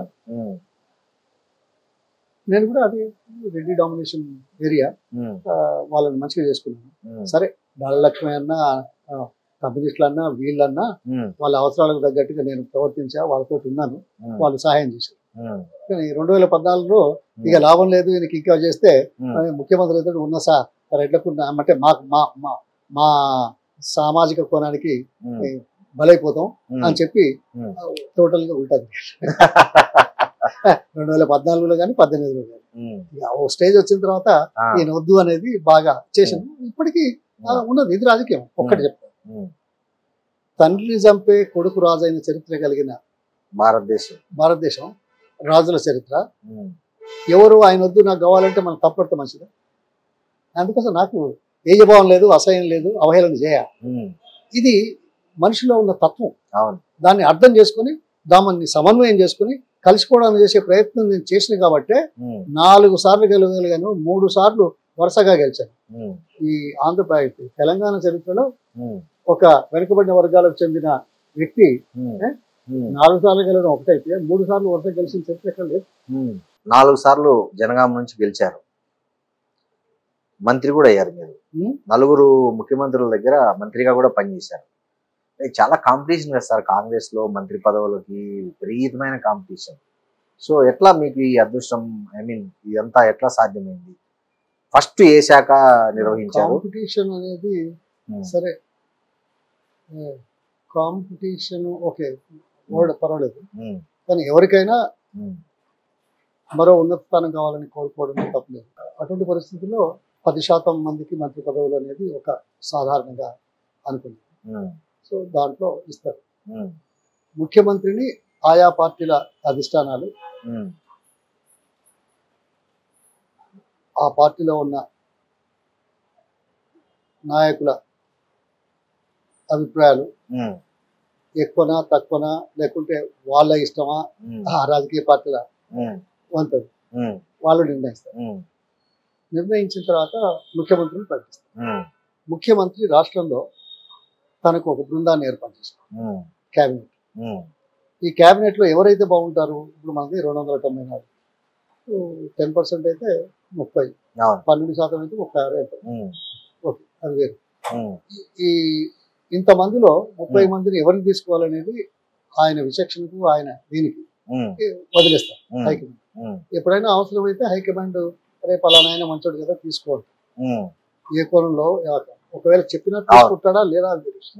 కానీ ఈ ముఖ్యమంత్రిగా ప్రకటించబడ్డ ఆయన, ముఖ్యమంత్రిగా ప్రమాణ స్వీకారం చేసిన ఆయన క్యాబినెట్ మంత్రులు తీసుకుంటారు. ఇందులో జనార్దన్ రెడ్డి మొట్టమొదటి 91లో ముఖ్యమంత్రి. ఆయనే అంతకుముందు నేను 76లో వచ్చినప్పటి నుంచి కలిసి తిరిగాను, నా గురించి తెలుసుకున్నాడు, చదువుకున్నాడు. ఒక సామాజిక వర్గం, ఈ వర్గంలో ఈయన ఇవ్వాలి అనే ఆలోచన ఆయనకు వచ్చింది. వచ్చి మొట్టమొదటి ముఖ్యమంత్రి కాగానే 14 మంది పేర్లతో వచ్చిస్తే అందులో నాది ఉంది. లాస్ట్ ఫస్ట్ టైం నేను ఎమ్మెల్యే. అది రాజీవ్ గాంధీ గారు చూసి ఉమ్, ఫస్ట్ టైం ఏండు ఈయనకి తొందర ఏంది, ఉమ్, ఈయనకిస్తే ఉమ్, పివి గారికి కొడుకున్నాడు, ఉమ్, వెంకటరావు గారికి కొడుకున్నాడు, ఉమ్, వాళ్ళకు ఇడిచిపెట్టి ఈయనకిస్తే ఉమ్, ఒక రాజకీయంగా ఒక విమర్శ అవుతుందేమో అని చెప్పేసి ఉమ్. తర్వాత ఇద్దామని పోతూ పోతూ నా పేరు తప్ప మిగతా చేసుకున్నాను. ఓ ఓకే. ఉమ్, సరే నేను మొదటిసారి రాను. ఉమ్, తర్వాత విత్ ఇన్ 1 year లో ఏదో అవకాశం వచ్చింది, ఉమ్, దాంట్లో నన్ను తీసుకున్నాను. ఉమ్, మొదట్లో ఆయన నాకేదో ఫైనాన్స్ అని ఇంకేదో అని రెవెన్యూ ఎక్కువ రావడానికి ఏదో చేయాలని ఆలోచన ఉండి అనుకున్నాను. ఉమ్, ఇది తెలిసిన తర్వాత ఉమ్, కొంతమంది జనాలకు ఉమ్, అంటే పెట్టుబడిదారులకు లేకపోతే రాజకీయ నాయకులు తెలిస్తే అబ్బోయిన ఇది అవుతాండు అని చెప్పి ఉమ్, 3 రోజుల ముందు నన్ను ఒక డిన్నర్ ఇచ్చారు. ఉమ్. ఓ అవకాశం ఇదైతే మన దగ్గర ఉండాలి కదా. ఉమ్, అయ్యో ఓహో. అదే వచ్చింది బాధ. ఆ, ఓకే ఓకే మీ ఆలోచనకు నా ఓకే ఓకే. ఆ, జరిగిందని ఉమ్, పిలిచారు. ఆ, నేను సాధారణంగా పోయి ఏదో కలిసాను, నమస్కారం పెట్టాను, భోజనం తిని వచ్చేసాను. ఉమ్, ఇది తెలిసిన తర్వాత దీని మీద కుట్ర జరిగింది. ఉమ్, చూసిరా ఉమ్, ఈ పెద్దోళ్ళందరూ ఈయనను పట్టుకున్నారు ఇప్పుడే. ఉమ్, ఇక ఈ పోర్ట్ఫోలియో మీరు అనుకున్న శాఖలు కనిపిస్తే ఉమ్, ఇక ఏం చేస్తారో తెలియదు ఉమ్, అనేది ఆయనకు వినిపించారు. ఆయన కూడా ఆలోచించారు. ఉమ్. ఎవరు? జనార్దన్ రెడ్డి గారు. జనార్దన్ ఉమ్, చేసి నాకేమి ఇచ్చారు తెలుసా? ఉమ్, చేపలు, ఫిషరీస్. ఓకే. ఆ, అమెరికాలో చదువుకొని. నాసాలో పనిచేసి ఉమ్, ఇక్కడికి వచ్చి వచ్చిన తర్వాత చేపలు. ఉమ్, నేనేం బాధపడలా. ఉమ్, నేను I take it as an opportunity, um, అంతే కదా. ఉమ్, ఉమ్, వచ్చాను. ఉమ్, కానీ నేను ఫిషరీస్ మంత్రిగా చేసింది ఈ రాష్ట్రంలో చరిత్రలో శాశ్వతంగా ఉండిపోతుంది. ఉమ్, అంటే అటువంటి పనులు ఎవరు చేయాలి. ఉమ్. ఏమేమి చెప్తాను. చేశారు? ఉమ్, ఏమైంది అంటే ఉమ్, నాకు ఎప్పుడైతే ఫిషరీస్ ఇచ్చారో ఉమ్, ఇవే సామాజిక వర్గాలు ఉమ్, ఓ అమెరికాకు వచ్చిన మన లక్ష్మణానికి లేకుంటే లక్ష్మయ్యకు ఉమ్, లక్ష్మణ్కు ఉమ్, చేపల మంత్రి ఇచ్చింది. చేపల ఉమ్, అవహేళన ఉమ్, అంటే ఎట్లా ఉందో చూడండి. ఉమ్, పొన్నాల లక్ష్మి అనలే, చేపల మంత్రి అని. ఉమ్. దాని భావం ఏందో అర్థం ఏందో అవును. అది ఉమ్, అందరికి తెలుస్తుందో కొద్దిగా తెలుస్తుందో ఉమ్. అనుభవించేవాడి తెలుస్తుందో నాకు తెలియదు. నేను మాట్లాడా అదే అనవసరం, ఉమ్, అంతే కదా. ఓకే. అగో అదే ఆ, ఏం చేశాను.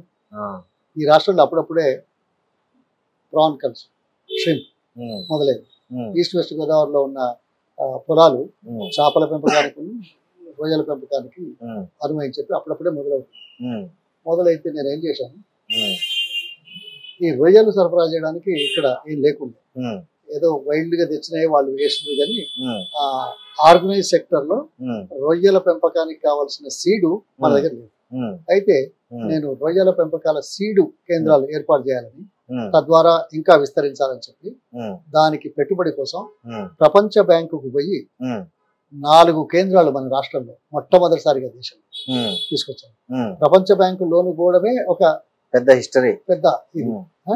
ఉమ్, ఎందుకంటే అక్కడ అగ్వా ఉమ్, విత్ ఉమ్, ఇంట్రెస్ట్ రేట్స్ అట్లో ఉమ్, దేశానికి రాష్ట్రానికి సౌలభ్యంగా ఉంటుంది. ఉమ్, చెక్ చేసి ఉమ్, దాని తర్వాత ఏమైంది అంటే ఉమ్, ఈ ఫిషరీస్ లో ఉమ్, కోస్టల్ ఆంధ్రలో ఉమ్, ఈ సముద్రాన్ని పోయి చేపలు పట్టుకొని అన్ని ఆడ ఒడ్డునేస్తారు. ఉమ్, దానిలో మంచి ఉంటాయి, చెడ్డ ఉంటాయి. ఉమ్, ఈ చేపల పెంపకం ద్వారా అది వాళ్ళ ఫ్యామిలీస్ ఉమ్, లేడీస్ ఉమ్, ఊళ్ళల్లో ఉమ్, ఆ ఊళ్ళో ఉన్న పెట్టుబడిదారు దొరవ లేకుంటే పైసలు ఉన్న దగ్గర పోయి ఉమ్, ఓ 100 రూపాయలు పొద్దుగల అప్పుగా తీసుకొని ఉమ్, ఆ తీర ప్రాంతంలో అక్కడ వేసింది బుట్టలలో వేసుకొని తీసుకొస్తారు వాళ్ళకి కావాల్సి. ఉమ్, తీసుకొచ్చి వాడవాడ తిరిగి అమ్మేది. ఉమ్, అమ్మి సాయంకాలం ఉమ్, 100 రూపాయల బదులు 120 రూపాయలు 110 రూపాయలు ఇచ్చింది. ఉమ్. వడ్డీ 2 రూపం. రోజులకు ఒకసారి 3 రోజులకు ఒకసారి చేస్తారు, రోజు పోరు కదా. ఉమ్, ఉమ్, అయితే ఒక్క రోజుకే నీకు 10 రూపాయలు 20 రూపాయలు. ఉమ్. మీరు ఆలోచించండి, చాలా పెద్ద. పేదవాళ్ళకి ఇంత ఉమ్, ఖర్చు కావాల్సిన ఏంటి ఉమ్, అని చెప్పేసి ఉమ్, నేను ప్రభుత్వం ద్వారా ఉమ్, లోన్ ఇప్పిస్తే మంచిది కదా అని ఉమ్, ఒక ఆలోచన వచ్చింది. ఉమ్, దాంతో పాటు వలలకు, ఉమ్, సైకిళ్ళు తిరిగే ఫిషర్మెన్లకు, ఉమ్, బోట్లకు ఉమ్, లోన్లని ఒక స్కీమ్ తయారు చేసి ఉమ్, స్కీమ్ తయారు చేస్తే 1,23,00,000 మొత్తం ఆంధ్రప్రదేశ్లో ఇవ్వాలని ఉమ్, చేసి ఉమ్, చేసి ఈ ఫిషర్ ఉమెన్లో Hmm. ఏమైంది అంటే అప్పుడప్పుడే పెద్దలు పివి నరసింహ గారు ప్రధానమంత్రి అయిన తర్వాత ఈ స్వయం సహాయక సంఘాలు అప్పుడే మొదలవుతుంది, Hmm. ఇంకా ప్రాముఖ్యంలో రాలేదు. ఉమ్, నేను వీళ్ళను 48 తీర ప్రాంత గ్రామాలలో ఉమ్, 48 సెంటర్లు పెట్టాను. ఉమ్, ఇది self help groups. Self help group, ఇది మహిళా చేప పిల్లల మహిళా సహకార సంఘం, ఓన్లీ వాళ్ళకే ఆ కుటుంబాలు 40 నుంచి చేసి 40 నుంచి చేసి 10 మంది ఉంటే 200 రూపాయలు 2000, 20 మంది ఉంటే 4000 ఇట్లా అప్పు ఇద్దామని చెప్పేసి ప్రభుత్వం తయారు చేసి నోట్ పంపించారు. అప్పుడు రాంభూపాల్ చౌదరి అని కోఆపరేటివ్ డైరెక్టర్ గా చైర్మన్ గా జయప్రకాష్ నారాయణ ఐఏఎస్ టాపర్ ఆయన ఉంది. సో ఆయనకు పంపించారు. ఆయనకు పంపిస్తే ఆయన రిజెక్ట్ చేస్తే నేను రాంభూపాల్ చౌదరి ఏందే మీరు ఇట్లా చేసిండు అని, ఏం లేదు ఐఏఎస్ టాపర్ కదా నేను ఎక్కువ మాట్లాడా, నువ్వే మీటింగ్ గురించి మాట్లాడాను జరిగింది. మళ్ళీ అందులో ఇద్దరు ఒకటే సామాజిక అంటే నేను వేరే దురుద్దేశంతో ఆయన మంచోడు కాబట్టి నువ్వు మాట్లాడాను నేను పిలిచాను. అప్పుడు ఒక chameleon IAS officer agriculture secretary ఆయన నాకు ఫ్రెండే, నువ్వే మాట్లాడవా నేను మాట్లాడాను. ఆయన కొద్దిగా ఓవరాల్ ఈ టైప్ అది అయితే నేను అడిగాను ఏం లోను రిజెక్ట్ చేశారు ఫైల్. అవును సార్ వాళ్ళు ఓవర్ డ్యూ ఉన్నారు ఈ డిపార్ట్మెంట్ ఫిషరీస్ డిపార్ట్మెంట్ లో, ఎంత ఓవర్ డ్యూ ఉంది అంటే 40 లక్షల రూపాయలు ఓవర్ డ్యూ. ఎప్పుడు ఇచ్చారు ఈ లోన్లు అని 1971 లో ఇచ్చారు సార్. ఓహో 1971 లో ఇచ్చారు, నేను 91, 92 లో అడుగుతున్నాను, అది ఓవర్ డ్యూ అని చెప్పి ఇది రిజెక్ట్ చేశారు అంతే. అవును సార్. మరి what is the duty of a banker? Cooperative is a bank. ఏంటంటే నువ్వు అట్లా క్లోజ్ చేసి నేను అన్నాను mobilising deposits and issuing loans కదా, ఏ బ్యాంక్ అయినా అప్పు లేకుంటే బ్యాంక్ నడవదు కదా, బ్యాంకులో డబ్బు లోన్లకు ఇవ్వాలంటే మొబిలైజ్ చేయాలి కదా అడ్వాన్స్ అంటే డిపాజిట్లు. మరి మీరు ఆ పని చేస్తున్నట్ట షాక్ తిని. ఎంతమంది దీని మీద ఆధారపడ్డారు? దాదాపు 60-70 లక్షల మంది ఉంటారు మొత్తం స్టేట్ లో. 60-70 లక్షల మందికి 1,23,00,000 రుణం ఇవ్వడానికి, సహాయం చేయడానికి, మళ్ళీ వసూలు చేసుకోవడానికి, ఫ్రీగా కాదు, దానం ధర్మం కాదు, అవును అది ఇవ్వడానికి మీరు 20 ఏళ్ల కింద 40 లక్షల రూపాయలు ఇవ్వలేదని నువ్వు శాంక్షన్ చేయకుంటుంటావు. నువ్వు అడిగే వాళ్ళను ఆ లోన్లు కట్టుకొని అడగలేదు సార్. నువ్వు అడగనప్పుడు నీ డ్యూటీ చేయనట్టే కదా. వాళ్ళు ఇచ్చినా లేదా వేరే విషయం, ప్రభుత్వ పరంగా మేము ఉన్నాం, మేము నిర్ణయం చేస్తాం. ఇచ్చినా ఇవ్వకుండా ఇద్దామనో, ఇచ్చేంత వరకు ఆగమనో, లేకుంటే అది రైట్ ఆఫ్ చేయడం మేము చేస్తాం, నువ్వు కాదు కదా. మరి అటువంటిప్పుడు ప్రభుత్వానికి చెప్పలేదు, ఇది చెప్పలేదు, అథారిటేటివ్గా నువ్వు నో అని పెట్టి రాసావు ఫీల్ అయ్యాడు. No I'm telling in front of your minister, you better sign now, లేకుంటే ఆ ఫైల్ నీ దగ్గర తీసుకొని నేను డైరెక్ట్ గా సీఎం దగ్గరికి పోయి నేను చెప్పాను. ఎవరు అగ్రికల్చర్ సెక్రటరీనా సార్? ఇది కాదు, cooperative chairman, state cooperative agriculture cooperative Jayaprakash. అంటే ఇక ఏమనుకున్నాడు ఆయన వెంటనే సంతకం చేశాడు, ఫైల్ ఇచ్చాడు, రాంభూపాల్ చౌదరి గారు చేశాడు, సీఎం పంపించాడు, సాక్ష్యం. ఆ తర్వాత ప్రపంచ బ్యాంకు నుంచి వరల్డ్ బ్యాంక్ లోన్ తెచ్చాం, కానీ అమెరికన్ గవర్నమెంట్ ఈ డెవలప్మెంట్ చూసి అప్పుడు ఆర్తోటి వస్తుంది మెడ్రాస్ కాన్సులేట్ లో లేడీ, అండమాన్ నికోబార్ మెడ్రాస్ కాన్సులేట్ లో హెడ్ ఆఫ్ అమెరికన్ పర్సన్ ఆర్తోటి వస్తుంది లేడీ. ఆమె ఏం చేసింది తెలుసుకొని వాళ్ళ టీంను పంపించింది, ఏం చేస్తుంది చూడు. వాళ్ళు వచ్చి మొత్తం తిరిగిపోయిన తర్వాత వాళ్ళు చాలా ఇంప్రెస్ అయిపోయి, నా జీవితంలో ఇది వండర్ఫుల్ ఈవెంట్, నన్ను స్పెషల్ గా ప్రత్యేకంగా ఆహ్వానించి డిన్నర్ పెట్టారు ఆమె. మీరు బాగా చేస్తున్నారు, ఇది ఎవరు చెప్పుకుంటాం, ఎవరు చూస్తారు, ఎవరు వింటారు, ఎవరు చెప్తేంది, చేయకుంటేంది, ఆహ్వానిస్తేంది, ఆహ్వానించకపోతుంది. కానీ ఇక్కడ ఉన్న వాళ్ళు ఇప్పటికైనా ఎప్పుడైనా ఎవరైనా ఉన్నత స్థానంలో ఉన్నవాళ్ళు అప్పర్ సామాజిక వర్గం హర్షిస్తారా? అది చెప్పడానికి ఆమె ఆహ్వానించిందని చెప్తారు, అంతే తప్ప ఆలోచన మేరకు మాధవ్ రెడ్డి గారు ఇచ్చిన ఆలోచన మేరకు పొలిటికల్ ఇక్కడ నాకు జనార్దన్ రెడ్డి గారు ఫిషరీస్ ఇస్తే చేపల మంత్రి గేల్ చేస్తున్నారు. ఇది ఎప్పుడన్నా అయిందా? తర్వాత గ్రామీణ ప్రాంతాల్లో ఉన్న చెరువుల్లో కుంటల్లో ఫిష్ సీడ్ వేస్తే బాగుంటుంది. ఆ రోజుల్లో ఏం చేసేది తెలుసా, ఈ ఫిష్ సీడ్ చేప పిల్లలు తీసుకొచ్చి ఈ పెట్టుబడి వర్గాలు ఎవరో వచ్చారు, వచ్చి ఆ ఊళ్ళో ఉన్న పెద్ద మనుషులను పిలిచి, అరే నేను చేప పిల్లలు వేస్తున్నా ఊళ్ళో అని చెప్పి వాళ్ళతో కలిసి చేప పిల్లలు వేసిన రోజు వాళ్ళకు 2 గొర్రెలు కోసి కల్లో సారో పెట్టేది. వాళ్ళు మంచిగా తినేది తాగేది ఈ చేప పిల్లలు వేసేది. వాళ్ళు ఏమో అడగలే. ఇంకా ఈయన చేప పిల్లలు పెద్ద అయ్యాక 3 నెలలో 4 నెలలో ఏదో ఉంటుంది కదా, అయిన తర్వాత పట్టుకోవాలి. పట్టుకునేటప్పుడు కూడా మళ్ళీ వచ్చేది, వచ్చి అప్పుడు పెట్టిన దానికంటే ఎక్కువ సార, అప్పుడు పెట్టిన దానికంటే ఎక్కువ కళ్ళు, అప్పుడు 2 గొర్రెలు వస్తే ఇప్పుడు 10 గొర్రెలు వస్తాయి. ఎందుకంటే పైసలు ఎక్కువ ఉన్నాయి, మళ్ళీ ఎవడన్నా అడిగితే కష్టం. అట్లా తీసుకుని పోయాడు. ఇక ఎవరన్నా ధైర్యం చేసి అడిగితే ₹2 కిలో చొప్పున ఇచ్చేది. ₹2 కిలో. ఇది ఫిషర్మెన్ సొసైటీలో ఉండేవాళ్ళు. నేను ఇది చూసి చాలా బాధపడ్డా.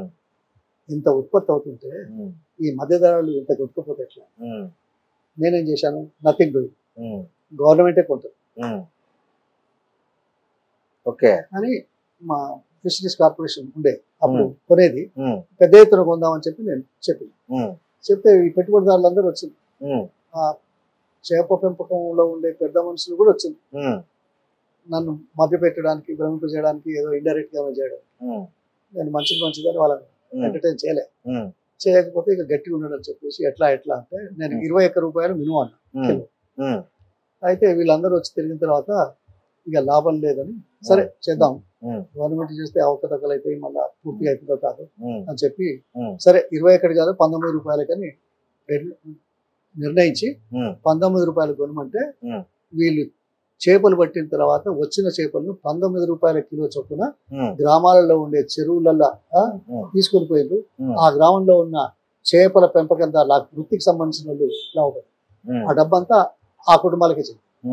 అంటే చూడండి, మార్పు మొత్తం సంపదంతా ఎక్స్ప్లాయిట్ చేసింది కొద్దిమంది అయితే ఆ సంపదను భాగస్వాములైన మొత్తం జనాభా.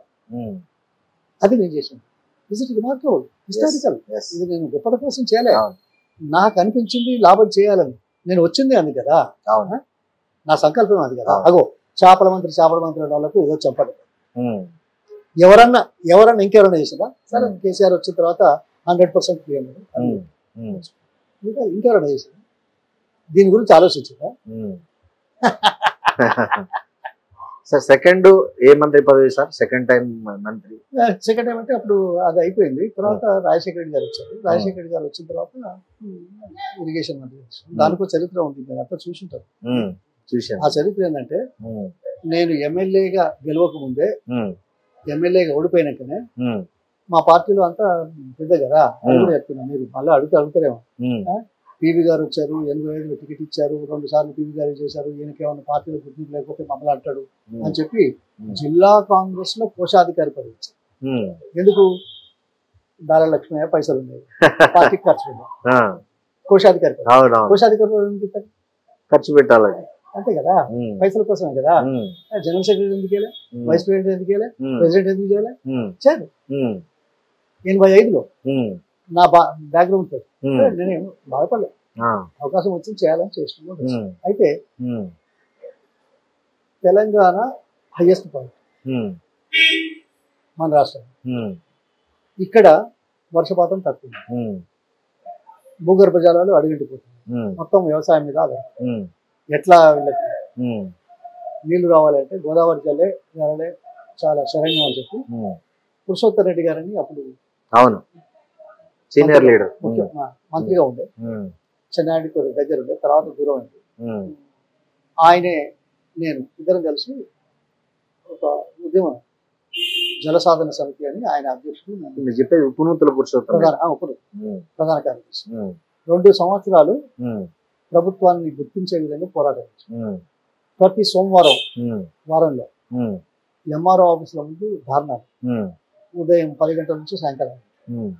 తర్వాత సూర్యాపేట, భువనగిరి, ఆలేరు, జనగామ, తర్వాత స్టేషన్ కనిపూరు, అనంకొండ, కృష్ణబాబు, కరీంనగర్లో పెద్ద పెద్ద మీటింగ్లు పెట్టి, ఆ రోజు ఎన్టీ రామారావు దగ్గర పోయి మేము రిప్రజెంటేటివ్, చరిత్ర ఉంది, ఈ జలయజ్ఞంలో వస్తుంది, నా ఆటోబయోగ్రఫీ వస్తుంది, అది వేరే విషయం. ఉమ్, కానీ ఉమ్, ఆ, తర్వాత రాణి కుముదిని చేసి గవర్నర్, ఆమె కూడా మేము అంతా కలిసి గవర్నర్ కదా ఆమె ఇప్పుడు. ఉమ్, అంటే ముఖ్యమంత్రికి యువన్ పెట్టించాం. ఉమ్, ఏం కాల ఉమ్, ఏం కాల. ఉమ్, తర్వాత మేము ఆ, చంద్రబాబు ముఖ్యమంత్రిగా ఉన్నప్పుడు ఈ గోదావరి మీదనే నీళ్లు కావాలి అని చేస్తే ఉమ్, అప్పుడు పివి గారు ఎన్టీ రామారావుతో um, 1984 um, 2 weeks before our assassination um, she came for election campaign. Um, ఆ క్యాంపెయిన్ లో ఉమ్, ఇందిరాగాంధీకి తోటి ఎన్టీ రామారావు గుర్తించారు. పబ్లిక్ మీటింగ్ లో అనిపించింది, వారు ఎన్టీ రామారావు చెప్పింది టేకప్ చేయాలి ఉమ్, వరద కాదు, ఉమ్, అది కాలే. ఉమ్, తర్వాత ఉమ్, ఈ నీళ్ళ గురించి బాగా పోరాటం చేస్తే నేను కమాలుద్దీన్ ఎంపీగా ఉమ్, చాలా ఒత్తిడి తెచ్చాను. ఉమ్, 2000 ఉమ్, ధారణాలు చేస్తున్నాను. 2003 ఉమ్, ఎన్నికల ముందు ఉమ్, చంద్రబాబు గారు ఉమ్, 3 హెలికాప్టర్ల ఉమ్, పుజారిని, ఉమ్, ఫౌండేషన్ స్టోన్ ను, ఉమ్, తర్వాత తన దగ్గర వాళ్ళని ఉమ్, తీసుకుపోయి ఫౌండేషన్ ఎలక్షన్ ఉమ్, అట్లంటే విమర్శించిన అనుకోవచ్చు. ఉమ్, సో వాళ్ళ చరిత్ర ఎట్లున్నది అంటే ఉమ్, రాయలసీమ కూడా హంద్రినీవా, తర్వాత జీతోటి వస్తారు గాలేరు రండి, ఆ, సుజల స్వామి, ఆ, ఈ రెండింటికి కూడా ఎన్టీ రామారావు వేసిండు, ఈయన 2 సార్లు వేసిండు. ఉమ్, ఎవరు కాదు, అవును, పాయింట్ అది కాదు. ఉమ్, ఇది వేసిండు ఉమ్, కానీ కాలేదు. ఉమ్, 2004లో వచ్చినప్పుడు ఉమ్, అంతకుముందే రాజశేఖర రెడ్డి గారు రాయలసీమకు నీళ్లు కావాలనేది ఉమ్, మొదటి నుంచి అంటూ వస్తుంది. ఉమ్. ధర్నా చేసింది, నిరాహార దీక్ష చేసింది. మీ సభలకు కూడా వచ్చారు కదా రాజశేఖర రెడ్డి గారు. మీరు చేసిన జల ప్రాజెక్టుల సాధనడానికి కూడా ఎక్కడో వచ్చి మాట్లాడినట్టున్నారు సార్, హైదరాబాద్ లో ఎక్కడో ఆయన కూడా. ఏదో ఫోటో చూసి అది అనుకుంటున్నాను, అది కాదు. ఓకే. మేము ఆ, ఆయన రాయలసీమ నీళ్ళు కావాలని ఒకటి ఇది చేసినాడు ఎమ్మెల్యే ద్వారా. ఉమ్, ఇంకో ధారణ ఉమ్, ఈ నీళ్లు లేవు కనీసం కరెంట్ అన్నా రావాలి, ఉమ్, ఉమ్, ఫ్రీ కరెంట్ 7 గంటలు ఉమ్, ఫ్రీ కరెంట్ ఇవ్వాలి ఉమ్, అని చెప్తే ఉమ్, ఇయ్యలేదు. ఉమ్, ఇవ్వకపోతే మేము ధారణ చేసాం. ఉమ్, ధారణ చేసి ఎమ్మెల్యే కోసం ఉమ్, ధారణ 12 రోజుల తర్వాత ఆ ధారణలో ఏమైంది అంటే అక్కడికి వచ్చినాం. ఉమ్, అక్కడికి వస్తే ఫైరింగ్ చేస్తే 3 చచ్చిపోయారు. అవును. అది ఆపోటర్ మీరు అనేది. ఉమ్, కరెక్ట్. ఉమ్, అయితే ఇక్కడ పాయింట్ ఏంటంటే ఉమ్, ఆయనకు రాయలసీమకు నీళ్లు కావాలనేది ఆయన మనసులో ఉంది, ఉమ్, రైతుల గురించి ఆలోచన. ఉమ్. సో సెకండ్ టైం మంత్రిగా రాజశేఖర రెడ్డి ప్రభుత్వంలో అయితే ఆ శ్రీశైలం శ్రీశైలం. ఉమ్, పోయినాం, ఉమ్, ఫ్యామిలీస్ తోటి పోదామంటే పోయినాం. ఉమ్, కేవీపీ గారి ఉమ్, కుటుంబం, నేను, మిస్సెస్ ఉమ్, రాజశేఖర రెడ్డి గారు, వాళ్ళ కుటుంబం, మిగతా వాళ్ళు కూడా వచ్చారు. ఉమ్, అక్కడ దాదాపుగా ఆయన రాయలసీమ లీడర్ కదా, ఉమ్, టెంపుల్కి వచ్చేస్తే కొద్దిగా పూజారులు అక్కడ పూజలు కూడా చాలా పెద్ద ఎత్తున చేశారు. ఉమ్, 3.5 గంటలు మేము అభిషేకం చేసాం కూర్చొని. ఉమ్, 3.5 గంటల అభిషేకం ఎంతమంది చేయించినా నాకు తెలియదు. మేమైతే 3 గంటలు చేసాం. అది జరిగింది చెప్పి తర్వాత బయటకు వచ్చాం. లేడీస్ ఏమో పక్కన అమ్మవారి ఉమ్, అందులో పోయింది. ఉమ్, మేము ఇట్లా నడుచుకుంటూ అదే ప్రాంగణం, ఉమ్, అదే కాంపౌండ్ ఇట్లా ఉమ్. నడుస్తున్నాం. ఉమ్, నడుస్తుంటే ఒక ఆయన లుంగి, ఉమ్, బనియను, ఉమ్, మీద ఒక టవల్ ఉమ్, వేసుకొని ఉమ్, ముందుకు వచ్చి రాజశేఖర రెడ్డి గారి కాళ్ళు మొక్కి ఉమ్, కాళ్ళు మొక్కి మీరు ఎప్పుడైనా ఈ రాష్ట్రానికి ముఖ్యమంత్రి కావాలి సార్ అని. ఉమ్. 1985లో చివరి భాగం. బా. ఉమ్, అంటే ఎవరైనా ఏమంటారు, నవ్విండు, ఉమ్, ఇట్లా అన్నాడు, ఉమ్, లేపిండు. ఉమ్, ఇక ఆయన పక్క జరిగిన తర్వాత మేము ఒక 10 అడుగులు వేసినాం ఉమ్, మేము ముగ్గురు. ఉమ్. వస్తే ఎందుకంటే నేను అప్పటికే నీళ్లు కావాలనే ఉద్యమంలో అవును. ఉమ్, ఆయనే కావాలంటున్నాడు. ఉమ్, లక్ష్మయ్య అనేది ఉమ్, అని అటువంటి అవకాశం ఉమ్, వస్తే ఉమ్. మనం 50 లక్షల ఎకరాలకు ఈ రాష్ట్రంలో నీళ్లు ఇవ్వగలుగుతామా అని. బా. ఎప్పుడన్నాడు? 85. 19 సంవత్సరాలు ముఖ్యమంత్రి కాకముందు ఆయనలో ఉన్న ఆలోచన నీళ్లు, వ్యవసాయం, రాయలసీమ, నీటిపారుదల, ఉమ్, తర్వాత నీళ్లు లేని ప్రాంతాలు, ఉమ్, నీళ్ళ అవసరాల గురించి ఆలోచన చేసింది ఆయన అనేది మనం గుర్తించాల్సి వస్తుంది. ఉమ్. గ్రేట్. దానికి తోడు నేను మొదటి నుంచి చేస్తాను. ఉమ్, సో అవకాశం వచ్చింది, ఆయన ముఖ్యమంత్రి అంటే నన్ను ఇరిగేషన్ ఉమ్. అది బ్యాక్గ్రౌండ్ ఈ మొత్తం ఎంత సుదీర్ఘమైన చరిత్ర ఉంది సార్. 1985లోనే మీరు ఎమ్మెల్యేగా పోటీ చేశారు. సో మొన్న 2023లో ఇంత కాలం తర్వాత మీకు తెలంగాణ తొలి పిసిసి అధ్యక్షుడు కూడా అయ్యారు. అది ఒక పెద్ద చరిత్రలో నిలిచిపోయే గొప్ప విషయం అది కూడా. సో మీరు అలాంటి కాంగ్రెస్ పార్టీ నుంచి బయటికి రావడానికి దారి తీసిన పరిస్థితులు ఏంటి? నేను మొదలే చెప్పాను. మొదటిసారి కాంగ్రెస్ నాకు 1980లో అవకాశం ఇచ్చింది. మిగతాది ముఖ్యమంత్రులు ఇచ్చిన ముఖ్యమంత్రుల అవకాశాలు ఇచ్చినప్పుడు నలుగురు ముఖ్యమంత్రుల దగ్గర ఏ డిపార్ట్మెంట్ ఆఖరికి దేవాదాయ శాఖ ఇచ్చినా దేవాదాయ శాఖలో రికార్డు సృష్టించారు. అది వేరు. ఐటీలో ఏం చేసామో తెలుసు, ఇరిగేషన్లో జలగేన్లో ఏం చేసామో తెలుసు. సంతకం పెట్టే అవకాశం లేకపోయినా ఆర్థిక శాఖ, విద్యుత్ శాఖ చాలా విషయాల మీద నన్ను ఇన్ఛార్జ్గా పెట్టి అసెంబ్లీలో కానీ విదేశాలలో కానీ దేశంలో కానీ సమస్యల పరిష్కారం కోసం జరిగే చర్చల్లో నన్ను భాగస్వామ్యం చేశాను.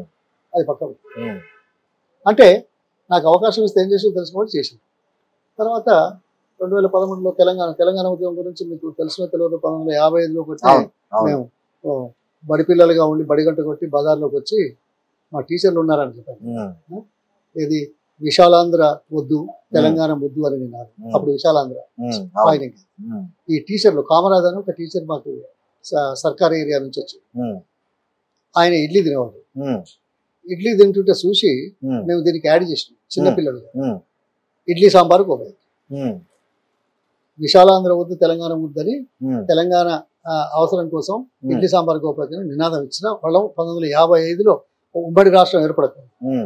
అటువంటిది మిగతా చాలా చరిత్ర ఉంది, అది చెప్పాలని లేదో నాకు తెలియదు. అది కాదు. తర్వాత తెలంగాణ వచ్చే సమయం ఆసన్నమైంది. మేము ఉద్యమం చేసినాం. ప్రొఫెసర్ జయశంకర్ గారిని అఖిల భారత కాంగ్రెస్ కమిటీ ముందు నా ఖర్చులతోటి నేను తీసుకుపోయి ప్రొఫెసర్ జనార్దన్ రావు తర్వాత జయశంకర్ తీసుకుపోయి తెలంగాణ గురించి మాట్లాడమని చెప్పే ముందు ఏమన్నారు, అరే నువ్వు చెప్పరాదా, నువ్వు కూడా తెలుగు వెళ్ళడు కదా, నీకు అన్ని తెలుసు కదా అంటే, నేను చెప్తే రాజకీయం అవుతుంది, మీరు చెప్తే సబ్జెక్టివ్ ఉంటుంది మేధావులు అని చెప్పి తీసుకుపోయి చేయించి 41 మంది ఎమ్మెల్యేల సంతకాలతోటి మొదటి సంతకాన్ని నేను పెట్టి తెలంగాణ అభివృద్ధి చేయాలని జెండా ఊపినాను. నాకు దాని ఫలితం విజయభాస్కర్ రెడ్డి మంత్రి పదవిలే. అడిగితే జనార్దన్ రెడ్డి తర్వాత తెలంగాణ వచ్చినాక 5 లేవా తొందర ఏంటి అంటే అపహాస్యం. కాదు, చరిత్రే వాస్తవాలు అదైంది. ఇంత చేసి ఇక్కడ ఉద్యమం చేస్తున్నప్పుడు కూడా రాజీనామాలు చేయాలన్నప్పుడు నేను సారయ్య గారు, గీతారెడ్డి గారు, జానారెడ్డి గారు, నేను బలవంతాన జానారెడ్డి గారు లేపు తీసుకొచ్చి మేము చేసాం. మిగతా వాళ్ళు చేయాలి. స్వయంగా చేస్తేనే దానికి విలువ. మాకు తెలుసు చేసిన ఈ ప్రభుత్వం తీయదు అని. అయినా అంతే, ప్రభుత్వంలో జాయంగా తీసేస్తారా పార్టీలు, అయినా కానీ చేయలేదు మిగతా మంత్రులు తెలంగాణ మంత్రులు. ఇప్పుడు చెప్పుకునే వాళ్ళు చాలా చెప్పుకున్నా ఇక అదే చేయలేదు. అటువంటి చరిత్ర గలవనండి. ఇక్కడ నిజాం కాలేజ్ గ్రౌండ్స్ లో మీటింగ్ అయితే తెలంగాణ కావాలనే రెజల్యూషన్ ప్రతిపాదించింది నేను. సరే అందరం అనుకున్నాం, చేసినాం. పాయింట్ అది కాదు, మేము తెలంగాణ వాదిగా ఉన్నాం. తెలంగాణ వచ్చే సమయం ఆసనం అయితే వచ్చే ముందు నన్ను చేశారు పిసిసి. ఎట్లా జరిగింది సార్? అంటే అప్పుడు బాగా అయితే చెప్తాను.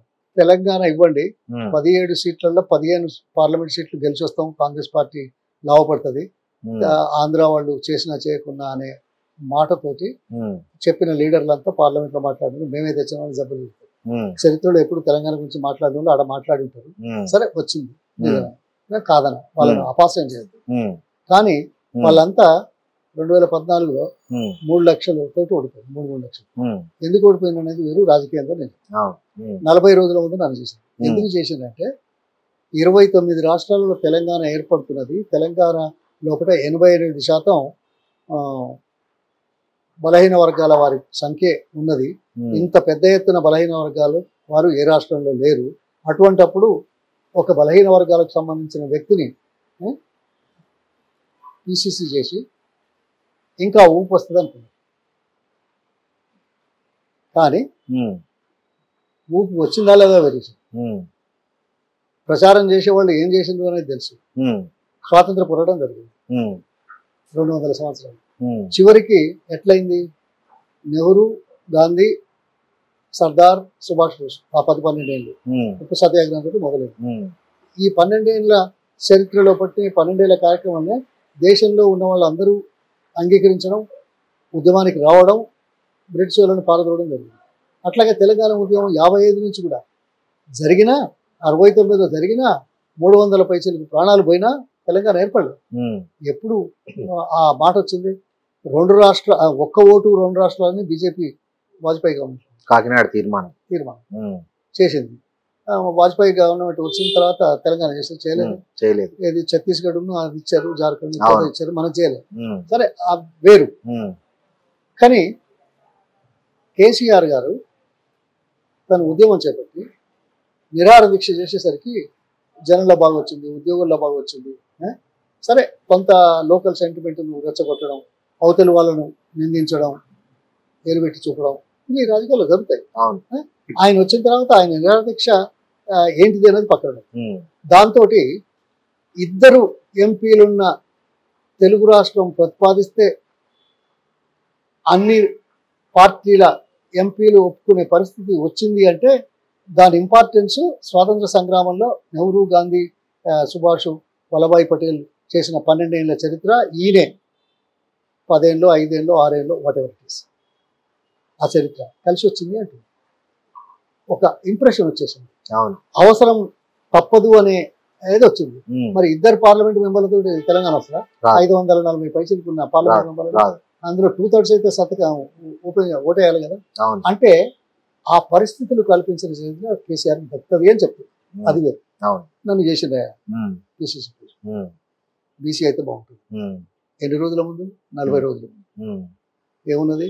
ఉమ్, sarpanch elections, local body elections, తర్వాత municipal elections, parliament elections, assembly 5 elections um, 40 రోజుల ముందు చేస్తే నేనన్నా ఇది ఇంత పెద్ద ఎత్తున జరుగుతున్నది, తెలంగాణ వస్తుందనే ఉద్దేశంతో ఇచ్చింది. ఉమ్, ఇచ్చినాం కాబట్టి మనం గెలుస్తాం. ఉమ్, ఇచ్చినప్పుడు నేనన్నా నీకు కంటెస్ట్ చేయ, ఉమ్, ఈ ప్రచారం చేయడానికే నాకు సమయం జరుగుతుంది. ఉమ్, ప్రచారంలో మీ పెద్దలంతా వచ్చేటప్పుడు అరేంజ్మెంట్స్ ఇవన్నీ చేయాల్సి ఉమ్, చేయాల్సిందే అని పట్టుబట్టారు. నువ్వే చేయాలి. ఉమ్, దురదృష్టం ఏంటంటే నేను మా కోడలు అంతకుముందే డెలిమిటేషన్ కంటే ముందు టీఆర్ఎస్ మీద ఊడిపోయింది 2008లో. ఉమ్, ఆమెకి ఇచ్చేసి నేను పార్టీ నడుపుదామని నేను అనుకున్నాను. ఉమ్, కానీ నా కాలేదు. ఉమ్, కుటుంబంలో ఒక్కరికే అన్నది నినాదం అయినా ఉమ్, ఆ ఒక్కరి నినాదం నా మీద చివరిగా అస్త్రం ప్రయోగించిన ఉమ్, కుటుంబంలో ఇద్దరికి ఇచ్చిన చాలా ఉదాహరణ. ఉమ్, ఉన్నాయి, చాలా ఇప్పుడు ఉన్నోళ్ళు ఉన్నాయి, మిగతా ఉన్నాయి, అవును. వద్దు పేర్లు వద్దు. ఉమ్, ఎందుకంటే వాళ్ళని బదనాం చేసినట్టు. అవును. చరిత్రే. అవును. కానీ నా విషయంలో అది చేయలేదు అంటే చేయక చేయాల్సి వచ్చింది. ఉమ్, సరే తెలంగాణ ఇచ్చినామంటే 15 సీట్లు వస్తాయన్న వాళ్ళు 3 లక్షలతో వస్తుంది. ఉమ్, కానీ మనకు 2 పార్లమెంట్ సీట్లు వచ్చినాయి, 21 అసెంబ్లీలు వచ్చినాయి. ఉమ్, మరి అవతలైన ఎట్లా గెలిచిండు అంటే ఉమ్, తెలంగాణ రావడంతో ఉమ్, తెలంగాణ తెచ్చిన అనే మాటతోటి కాలే ఉమ్, ఆయన ప్రచారం. ఉమ్, ప్రజల సంక్షేమం మీద మాట్లాడిన 2-3 సెంటిమెంటల్ ఇష్యూల మీద ఉమ్, ప్రచారం ఎక్కువైంది. ఉమ్, దాంతో గెలిచాడు. ఉమ్, ఆయన ఏ మీటింగ్ కూడా నేను తెలంగాణ తెచ్చినా చెప్పలే. ఎందుకంటే సోనియా గాంధీ ఇచ్చింది కదా అనే వాదన వస్తుందని చెప్పి తెలుగులేడు, పొలిటికల్ మనిషి. అవును. ఒకసారి కాంగ్రెస్ తో పెట్టుకున్నాడు, కాంగ్రెస్ ఆలస్యం చేస్తున్నా పెట్టుకున్నాడు. అవును. ఇంకోసారి తెలంగాణ వద్దన పార్టీతో పొత్తు పెట్టుకున్నాడు. ఇది రాజకీయాలు, మహాకూటమి. ఇది రాజకీయాలు. ఇప్పుడు మోడీ గారు 2014లో ఏం చెప్పిండు? స్విస్ బ్యాంక్ నుంచి స్విస్ బ్యాంక్ డబ్బులు ఎక్కుంటా అన్నాడు, ప్రతి 15 లక్షలు ఇస్తా అన్నాడు. అవును. తర్వాత 2 కోట్ల ఉద్యోగాలు. స్విస్ బ్యాంకుల్లో ఎంత తెలుసా? 2014లో 10,000 కోట్లు ఉంటే 2023 వరకు 37,700 కోట్లు అయింది. బ్లాక్ మనీ పెరిగిపోయింది. 15 లక్షలు కూడా పోయింది. నీకు 2 కోట్ల ఉద్యోగాలు ఎక్కడ ఇచ్చాడు? అంటే రాజకీయాలలో ఎన్నికలప్పుడు ప్రభావితం చేయడానికి చేసే ఎత్తుగడలు రాజకీయాల్లో ఉంటాయి. కానీ ఏ ఎత్తుగడ చేసినా మనిషి యొక్క ఇది పార్టీ యొక్క ఉద్దేశం. రాజకీయాలు దేనికి? అధికారం కోసం. అధికారం దేనికోసం? ప్రజల కోసం, ప్రాంతం కోసం, సంక్షేమం కోసం, అభివృద్ధి కోసం అనే ఆలోచనతోటి చిత్తశుద్ధితోటి పనిచేస్తేనే జనాలకు మేలు జరుగుతుంది. ఆ చిత్తశుద్ధి ఎవరికి ఉన్నది, ఎవరు తప్పు చేశారు, ఎవరు ఎంత మేరకు సఫలీకృతులైన అనేది చరిత్ర ఇస్తుంది. దాని గురించి అంటే నేను చేసిండు, నేను కాదన్నా వచ్చింది. వచ్చిన తర్వాత వారు ముఖ్యమంత్రి అయ్యారు. ఈ 10 ఏళ్ళలో ఏం జరిగిందో మీకు తెలుసు. దానికి మళ్ళీ వేరే పెడదాం అంటే మీరు అడిగిన దానికి. సో అయితే నేను ఇన్ని సంవత్సరాలు ఉండి పిసిసి అయినాక కూడా ఎందుకు పోయినా అంతే కదా. మా ఆలోచన ఎందుకు వచ్చింది? మళ్ళా 85కి పోదాం. పొన్నాల లక్ష్మయ్య అమెరికా, నాసా వచ్చి కోడిపెంట తీసే ఉద్యోగాలు 10,000. 85లో 7 ఏళ్ల తర్వాత పార్టీ కోసం అత్యంత దేశంలో పెద్ద వ్యక్తులకు ఇన్ఛార్జిగా పనిచేసినప్పటికీ కూడా టికెట్ రాలేదు. 85లో టికెట్ ఇచ్చింది. 85లో టికెట్ ఇచ్చిన తర్వాత అబ్బో ఈ పెద్ద మనిషి టికెట్ ఇచ్చిండు, మనం ఏమైనా చేయాలని జిల్లాలో కాంగ్రెస్ కమిటీలో కోశాధికారిగా పదవి ఇచ్చారు. నేను ఏమన్నాను, ఎందుకు ఇచ్చారు తెలుసా? డబ్బులు. ఈ లక్ష్మగాడు లక్ష్మయ్య అన్న బాబుతోలే వీడు డాలర్ లక్ష్మయ్య అన్నారు కదా, ఈ దగ్గర పైసలు ఉన్నాయి పార్టీకి వాడుతుంది, మళ్ళా పెద్దోళ్ళు చూస్తే ఈయన కూడా ఇచ్చినాం అనడానికి. అటువంటి నేపథ్యంలో సహించి వచ్చినవాడిని ఎవరేమన్నా చేపల మంత్రి అన్నా ఇంకేదన్నా నా మీద అబాండాలు వేసిన అవన్నీ సహించి వెనుకబడిన వర్గాలకు అవకాశాలు ఇవ్వాలనే దాని మీద నేను మొదటి నుంచి ఉద్యమం చేసిన వాళ్ళం. ఈ రాష్ట్రంలో పివి నరసింహారావు గారు 72లో అత్యంత ఎక్కువ బీసీలకు సీట్లు ఇచ్చారు. ఆ తర్వాత పొన్నాల లక్ష్మయ్య 2014లో తెలంగాణ ఇచ్చిండ్రు కాబట్టి ఇస్తే మొత్తం పార్టీ గెలుస్తుందనే భావం నాయకులు సృష్టించింది కాబట్టి నాకు వచ్చిన అవకాశంతో ఎక్కువ మంది బీసీలు చరిత్ర. ఆ తర్వాత ఎప్పుడు లేదు. తర్వాత పార్టీ పార్లమెంట్కి 2 చొప్పున అన్నారు, ఇచ్చారా? తీర్మానం చేశారు, ఇచ్చారా? తర్వాత నేను రేవంత్ రెడ్డితో మాట్లాడదామంటే ఆయనే పిసిసి చేసినప్పుడు ఎవరు సహకరించలేదు. అయిన తర్వాత ప్రమాణ స్వీకారం చేసేటప్పుడు నేను ఒక్కరినే అధిష్టానాన్ని సమర్థిస్తూ ఈయన ఎవరైతేంది ఈయన ఉండాలి అని చెప్పినవాడిని నేను, మిగతా వాళ్ళు ఎవరు ఆ మాట మాట్లాడలేదు. అటువంటిది ఆయన నేనుంటే బాగుండదు అనుకున్నాడు. నాతో ఒక్క నిమిషం మాట్లాడడానికి సమయం లేదు. ఢిల్లీకి పోతే ఆయన ఉన్నాడు కదా, ఎవరో ఇందిరాగాంధీ దగ్గర, సోనియా గాంధీ దగ్గర, రాహుల్ గాంధీ, అహ్మద్ పటేల్. అప్పుడు అహ్మద్ పటేల్ కాదు, ఈయన వేణుగోపాల్. వేణుగోపాల్.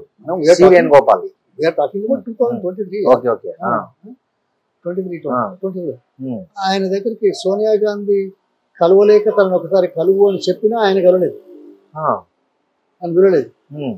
నేను తర్వాత 10 రోజులు వెయిట్ చేసినా నాకు అపాయింట్మెంట్ దొరకలేదు.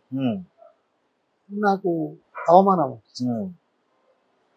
2014లో ఓడిపోయినా ఎమ్మెల్సీ పదవి ఇస్తానన్నా వద్దన్నా బాగుండదు, నేను పదవుల కోసం రాలేదు, నాకు వద్దు అని చెప్పి ఎమ్మెల్సీ ఇలా తెప్పించారు. అంటే ఇలా ఆలోచించేవాడు అవమానపడుతుంటే గత్యంతరం లేక చివరగా వీళ్ళు చేస్తలేరు చెప్పింది నాకు, నా రెస్పెక్ట్ నాకు, సెల్ఫ్ రెస్పెక్ట్ కోసం పార్టీ నుంచి పోతేనే మంచిది, 45 ఏళ్ళు అవుతుంది, 40 ఏళ్ళు అవుతుంది అనేది ఎక్కడికి పోవాలనే దాని మీద నేను చెప్పాను. ఏంటి, ఆయన తెలంగాణ రావడానికి కారణభూతుడైన చరిత్రగా, తర్వాత వచ్చిన తర్వాత ఈ 10 ఏళ్లలో ఆయన చేసిన పని వ్యవసాయం మీద, రైతు బంధు ప్రపంచంలో ఎక్కడైనా ఇచ్చారా? లేదు. సరే, ఇవన్నీ చాలా ఉన్నాయి. తర్వాత సగటు ఆదాయం 3 అంతలు పెరిగింది, సగటు జీడిపి 3 అంతలు పెరిగింది. తర్వాత ఇది ఇవన్నీ జరిగినాయి. అందుకోసం ఇది మనం గుర్తుంచుకోవాల్సిన అవసరం అని నేను చెప్తాను. దానికోసం ఇంకోటి అత్యంత ముఖ్యమైన, మనం ప్రజాస్వామ్యం మీద నమ్మకంతో రాజకీయ పరిపాలన వద్దని చెప్పేసి ప్రజల దగ్గరికి వెళ్ళి ఓటు సంపాదించడంలో ఎవరు ఎత్తుగడలేదో మనకు తెలుసు. అయినా ఈ దేశంలో ప్రజాస్వామ్య పునాదుల మీద 14 సార్లు గెలిచిన వ్యక్తి, ఏకైక వ్యక్తి కేసీఆర్. ఆయన ఏం మాట్లాడిండు, ఏం చేసిండు అనేది తర్వాత ఆలోచన. అంటే ప్రజాస్వామ్యం మీద నమ్మకం ఉండి ప్రజలు అవకాశం ఇచ్చింది ఇంత పెద్ద ఎత్తున. వెస్ట్ బెంగాల్ చీఫ్ మినిస్టర్ కాదు, కరుణానిధి కాదు, వాళ్ళ నుంచి ప్రపోజల్ వచ్చిందా సార్? పార్టీలో జాయిన్ కమ్మని వాళ్ళ నుంచి వచ్చిందా మీకు? రండి పొన్నాల గారు అని నేను అనుకున్నాను. నా ఆలోచన ఎవరో చెప్పుంటారు, వాళ్ళు వచ్చారు, ఇట్లా అనుకుంటున్నాడు అని చెప్పుంటారు. అవునవును, వాస్తవం. అందులో ముఖ్యంగా దాసో శ్రవణ్, ఆయన కాంగ్రెస్ పార్టీలోకి వచ్చినప్పుడు నేను గుర్తించిన చీఫ్ స్పోక్స్ పర్సన్ నేనే చేసిన పిసిసిగా తర్వాత ఆయన తర్వాత మళ్ళీ టీఆర్ఎస్ పోయింది. ఇది గుర్తించి ఆయన చెప్పుంటాడు. ఆయన చెప్పిన తర్వాత వెంటనే వచ్చారు ఇద్దరు. తర్వాత కేసీఆర్ కలిసాను. నేను పదవుల కోసం పోలే. 23లో నేను టికెట్ అడగలే, ఎమ్మెల్యే పార్లమెంట్ టికెట్ అడగలే. గౌరవం కోసం రాజకీయాల్లో ఉన్నాం కాబట్టి, ఇన్ని సంవత్సరాలు ప్రజా జీవితంతో ముడిపడి ఉన్నాం కాబట్టి, ప్రజా జీవితంలో ఉన్నామని నా మనసుకు తృప్తి కలిగించడం కోసం నేను వచ్చినా. ఇంకెవరైనా అదే లచ్చంగాడు అనేటోళ్ళు అట్లనే మాట్లాడతారు, ఏదో అంటారు.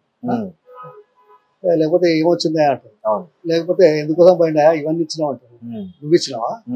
నేను చేయడం వల్ల నాకు పేరు వచ్చింది, పార్టీకి లాభం జరిగింది, ప్రజలకు ఇంకితే కొద్దిగా మేలు జరిగింది. సరే, అవకాశం ఉంటే ఏదైనా చేస్తాం, అవకాశం లేకపోతే గౌరవంగా బతుకుతాం, అంతే కదా. సరే, మీకు అభ్యంతరం లేకపోతే 1985లో కూడా మీకు టికెట్ రావడం చాలా గమ్మత్తులు జరిగాయి. చెప్తారా సార్ ఎక్స్పీరియన్సెస్? అప్పుడు రాజశేఖర రెడ్డి గారు పిసిసి ప్రెసిడెంట్. ఓకే. ఈ పివి గారు మన దగ్గర నుంచి కేంద్రంలో ఉన్నాడు, ఏఐసి జనరల్ సెక్రటరీ చేశాడు, కేంద్ర మంత్రి అప్పటికే. అయినా నేను 2 సార్లు ఆయనకి చేసిన ఎలక్షన్ అప్పుడు ఢిల్లీలో అందరూ పోయేది టికెట్ కోసం, ఆశావాళ్ళు, పిసిసి ప్రెసిడెంట్ వాళ్ళు ఉంటారు, నేను కూడా పోయాను. నాకు పివి గారు మొదటి నుంచి పరిచయం కాబట్టి ఆయన ఇంట్లో వెళ్ళి కలిసేది, ఆయనతో కలిసి మాట్లాడుకున్నా, ఇంట్లో కనపడేది ఆయన. అయితే February 6th సిడబ్ల్యూసి కూర్చున్నది, టికెట్లు ఫైనల్ రాత్రి చేసి వచ్చింది. నేను రాత్రి 11 గంటలు పివి గారి ఇంటి ముందు మెయిన్ డోర్ దగ్గర నేను వస్తున్నాను. శరద్ పవార్ వచ్చి పివి గారిని డ్రాప్ చేసి ఆయన కారులో ఆయన వెళ్ళిపోయాడు. నన్ను చూసి కొద్దిగా కోపంగా లోపలికి పోయాను. ఆయన మనసులో ఏదో ఉండదు, కోపంగా లోపలికి పోయి వెంటనే ఒక్క నిమిషంలో బయటకు వచ్చి, లక్ష్మయ్య విధవలయ్య పార్టీ, నువ్వు రేపు నామినేషన్ వేసుకో, 7th మార్నింగ్ అందరూ వాపస్ పోతున్నాం, 8th లాస్ట్ డే నామినేషన్. నేను పొద్దున్న 7th వచ్చాను. అక్కడ తెలిసింది ఏంటి అంటే, ఈయన ఆంధ్రప్రదేశ్ రాష్ట్ర ముఖ్యమంత్రిగా ఉండి, ఏఐసిసిలో జనరల్ సెక్రటరీ ఉండి, కేంద్ర మంత్రిగా ఉండి, తన నియోజకవర్గంలో కూడా ఎవరిని టికెట్ ఇవ్వాలనే సూచన కానీ ఇచ్చిన లిస్టు కానీ చెప్పకుండా జరిగిన సన్నివేశం మీద కోపోద్రిక్తుడైన రాజశేఖర్ యంగ్ 32, 33, ఇంకా రాజకీయాలు పూర్తిగా తెలిసినవే లేదు, ఆయన అడగకుండా పెట్టాడు. ఎవరో సమ్ సెటిలర్ పేరు పెట్టాడు. మీ ప్లేస్ లో? మా ప్లేస్. ఎవరు సార్ పేరు? నా ప్లేస్ కాదు, జనగామలో. ఓకే, అదే అప్పుడు ఎవరు సార్ జనగామలో రేస్ లో? అంతకుముందు మా లోకల్ వరదారెడ్డి ఎమ్మెల్యే ఉండి ఓడిపోయింది 83లో. ఇంకా 85లో ఆయనకి ఇవ్వకుండా ఈ అవకాశం వచ్చింది. ఈయన వేరే కంచనపల్లి నుంచి, ఆయన పేరే ఉంటారు రెడ్డి, సెటిలర్ రెడ్డి, ఆయనకి ఇచ్చాను. అయితే నన్ను బొమ్మన్నాడు. నేను వచ్చి 7th నాడు నామినేషన్ ఇచ్చిన. 7th నాడు పివి గారు రాజీవ్ గాంధీ దగ్గర పోయారు. 11 గంటలకి పోయిందట. పోయి ఆయన ఇదంతా ఏం చెప్పిండో అది 2 కాన్స్టిట్యూన్సీల పేర్లు మాత్రం చేంజ్ చేశారు. ఒకటి జనగామ, ఇంకోటి Secunderabad. Lady central university professor ఉండే హ్యూమన్ రైట్స్ లేడీ, మంచి అవార్డ్స్ వచ్చినాయి, పేరు కూడా చెప్తాను. ఆమెకి ఇస్తే ఆమెను నామినేషన్ అయ్యాలి. నాకు వచ్చింది టెలెక్స్ లో ఉంది. నేను గాంధీ భవన్ పోయినా 7th ఈవినింగ్ అది చేసి, అప్పుడు కేవీపీ గారు చూసి, సార్ టెలెక్స్ లో నా పేరు వచ్చింది, పేరు మారింది, నాకు ఇవ్వాలి. నన్ను కింద చూసి, ఎందుకయ్యా అమెరికా నుంచి వచ్చావు, నీకు రాజకీయం ఎందుకు అన్నాడు. అంటే అదంతా అనవసరం. పార్టీ హైకమాండ్ నా పేరు టెలెక్స్ లో పంపింది, అంతకుముందు ఇచ్చిన వాళ్ళు లేదు. I'm eligible for taking the B pharm from you because you're in charge, ఇవ్వండి అని. ఇక ఆయన ఏమనుకున్నాడు, వెంటనే బీ ఫార్మ్ ఇచ్చేసి.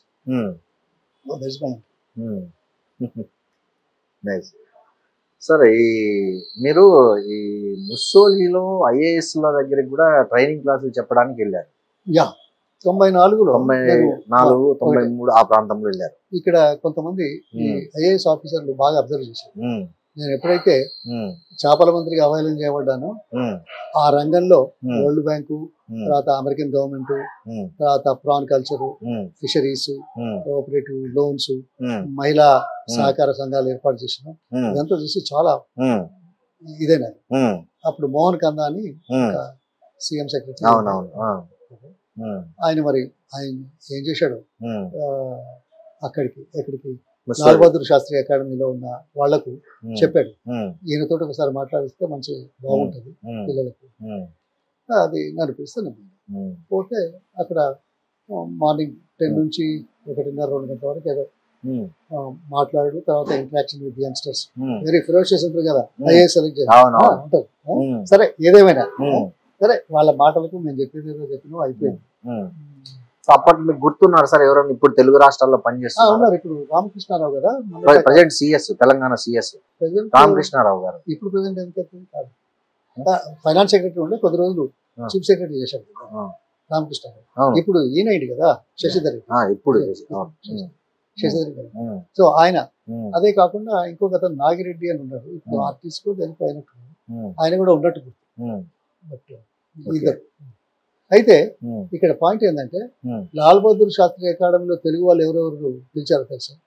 తెలియదు సార్. పివి గారు, నేను, అంతకుముందు సమరసుమారెడ్డి కొద్దిగా అడ్వకేట్ అగ్రెసివ్ నాలుగు ఆయన కూడా వచ్చారు. మా ముగ్గురికి అవకాశం.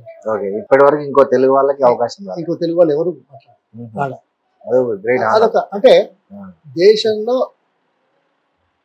ఎంపిక కాబడ్డ 100 మంది ఐఏఎస్ వాళ్ళు, మిగతా ఒక ఐపీఎస్ వాళ్ళు 100 మంది 150 మంది, ఐఎఫ్ఎస్ 50 మంది ఉండొచ్చు. అంతా 300 మంది. 100 కోట్ల పైచిలకు జనాభాలో 300, 350 ఇందులో ఎంపిక చేసిన వాళ్ళతోటి ఇంటరాక్ట్ అయ్యే అదృష్టం అవకాశం నాకు దక్కింది. కానీ నేనేదో గొప్పని అడిగాను. ఇంకోటి సార్, మీరు ఈ మధ్య కొన్ని పుస్తకాలు కూడా రాస్తున్నారని విన్నాము. అదే ఏ సబ్జెక్ట్ మీద, దేని మీద రాస్తున్నారు? ఇప్పుడు ఒకటేమో జలయజ్ఞం 86 ప్రాజెక్టులు, దాదాపు 1,20,00,000 ఎకరాలకు. ఆయన 50 లక్షలు అని అనుకున్నది 1,20,00,000 అని పెట్టాను. అందులో 99 లక్షలు దీంట్లో, తర్వాత మిగతాది దీన్ని ఏమంటాను అడిషనల్ గా ఇచ్చింది. ఉన్న వాటిలో ఇచ్చి పూర్తి స్థాయిలో పండించడం. అది 86 ప్రాజెక్టు. ఈ చరిత్ర ఒక శాశ్వతంగా ఉంటుంది. ఇక్కడ ఒక పాయింట్ చెప్పండి. ఇది రాజశేఖర్ రెడ్డి గారు ఆలోచించిన నేను అనుకున్నాను. నా ఆలోచన ఉద్యమం కంటే ముందు మనది వ్యవసాయ దేశం. 80% వరకు వ్యవసాయం. What is the growth rate of agriculture? Very less sir. అదే మన దేశమే, ప్రభుత్వమే, కేంద్ర ప్రభుత్వమే 4% కావాలని ఒక లక్ష్యం పెట్టుకుంది ప్లానింగ్ కమిషన్. 4% ఎప్పుడు సాధించలేదు. 70 నుంచి 90 వరకు ఏదో 2-2.5%, తర్వాత 2.5, 3, కొన్ని రాష్ట్రాలకు కొద్దిగా ఎక్కువ పెరిగింది కాదని. కానీ 4% వచ్చినా, 4% అనుకున్నా, తక్కువ ఉన్నా, what is the inflation rate in the country? Inflation is more than growth కదా సార్. నేను అడిగింది మీరు చెప్పేది మోర్ దాన్ గ్రోత్ అని ఎందుకు అంటున్నారు? అదేందో మొదలు చెప్తారు కదా. అవును, ఓకే, అంతే కదా. అంటే ఇన్ఫ్లేషన్ రేటు అంతకుముందు 8, 9, 10, 15 దాకా పోయింది. ఇప్పుడు 6 to 7 వరకు వచ్చింది. 8 అయింది, 9 అయింది. అంటే ఏమన్నట్టు, ప్రజల అవసరాలు ప్రతి సంవత్సరం 8% పెరుగుతున్నా, వ్యవసాయం మీద ఆధారపడ్డ 80% మందికి 4% సాధించిన ఇంకా 4% తేడా ఉంది. ప్రతి సంవత్సరం గడిచిన కొద్దీ రైతుల జీవన ప్రమాణాలు తగ్గుతున్నాయనేది ఒక నగ్న సత్యం. ఇది ఎవరు గ్రహించారు? నాకు ఆలోచన దాని మీద మొదటి నుంచి ఉన్నది. నేను అమెరికాలో 2005లో ఈ మాట చెప్తే షాక్ తిన్నాను. What is the dependence of agriculture in America? Only 3%. మిగతా 97 సర్వీసెస్, ఎంప్లాయ్మెంట్, డెవలప్మెంట్ దాని మీద. మన దగ్గర అప్పుడు 70-80, ఇప్పుడు 65 వరకు వచ్చింది. అయినా 65 మెజారిటీ కదా. వీళ్ళ జీవనంలో పెరగాలి కదా. అందుకోసమే కదా రైతులకు సాయం చేయాలనేది. అందుకోసమే కదా మనం లోన్లు 45%, 46% బ్యాంకు రుణాల మీద మనం కండిషన్ ఎందుకు పెట్టాం? 70-80% ఆధారపడ్డ వ్యవసాయ రంగం మీద వాళ్లకు చేయూతనివ్వడం కోసం, ఈ అప్పులు ఇవ్వడం కోసం. బ్యాంకు రుణాలు తక్కువ వస్తాయి కాబట్టి, ప్రైవేట్ వడ్డీలకు 2%, 3% తీసుకుంటారు కాబట్టి, ఇంకా ఇది ఫీజిబిలిటీ కాదు కాబట్టి ఇచ్చేసినాం. ఇప్పుడు కేసీఆర్ వచ్చిన తర్వాత రైతు బంధు పెట్టాడు, సరిగ్గా నాటకం. అది ఒక ఆలోచన. నేను ఈ ఆలోచన చేసి నీళ్ల కోసం ఇది చేయాలి అనేది చెప్పింది. దీంట్లో చరిత్ర చూడండి. మనకు కాకతీయులు 40,000 పైసలు చెల్లు. పైసల కోసం చేసిన తవ్వించారు. పైసల కోసం చేసిన కాదు. అందులో రాజులు పైసల కోసం చేయాల్సిన అవసరం లేదు. అంత వాళ్ళ దగ్గర ఉంది. అవును. తర్వాత సార్ ఆర్తార్ కాటన్ వచ్చి ధవళేశ్వరం విజయవాడ ఇంకా వేరే తర్వాత నిజాం దాదాపు 4,000 చెరువులు కట్టింది. గండిపేట ఎదిగేటలు వీళ్ళ అవసరం అంతే కదా. ఆ తర్వాత నెహ్రూ గారు 5 ప్రాజెక్టులకు పునాదులు ఇచ్చినారు దేశంలో. బాక్రానంగల్, సర్దార్ సరోవర్, నాగార్జున సాగర్, శ్రీశైలం, మన శ్రీరామ్ సాగర్. 5 3 మనయే ఈ చరిత్ర. దీనికి సరే మోక్షగుండం విశ్వేశ్వరయ్య, కేఎల్ రావులు ఉన్నారు. తర్వాత ఇరిగేషన్ చరిత్ర కౌటిల్యుడు కానించాలి, అశోకుడు కానించాలి, సింధు లోయ చరిత్ర వాళ్ళు కూడా కాలువలు అంటే నీళ్ళే జీవనాధారం.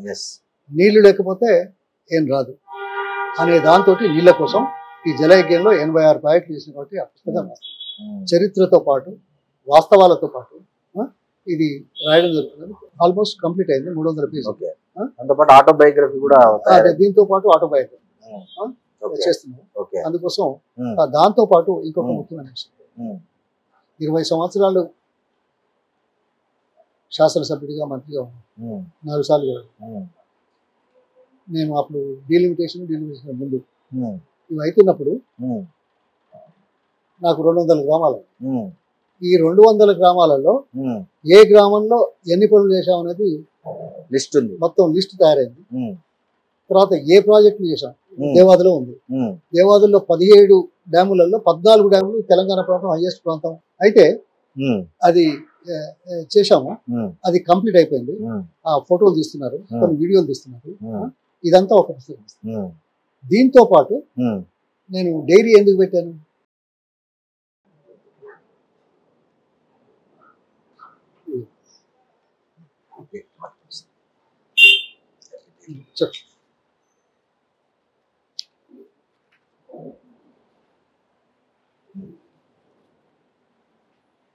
ఒకటి ఊరికే చూడండి, కాకతీయులు ఇది అది అట్లా పుస్తకం. సో ఇది దాదాపు 300 పేజీలు అయిపోయింది, ఎడిటింగ్లో ఉంది. అది నవంబర్ 15th వరకు కావచ్చు. ఇది నా ఆటోబయోగ్రఫీ, అంటే ఇంకా ఫైనల్ కాలేదు. దాదాపు ఏం పేరు పెట్టారు సార్ ఆటోబయోగ్రఫీ? ఇంకా లేదు, దాదాపు 280 పేజీల వరకు. సో ఇంగ్లీషు తెలుగు రెండిట్లో తీస్తున్నారు? లేదు, ఆటోబయోగ్రఫీ ఏమో ఇంగ్లీష్ లో, ఈ జలయజ్ఞం ఏమో తెలుగు. తర్వాత అట్లా ఇది పుస్తకాలు రాస్తున్నా.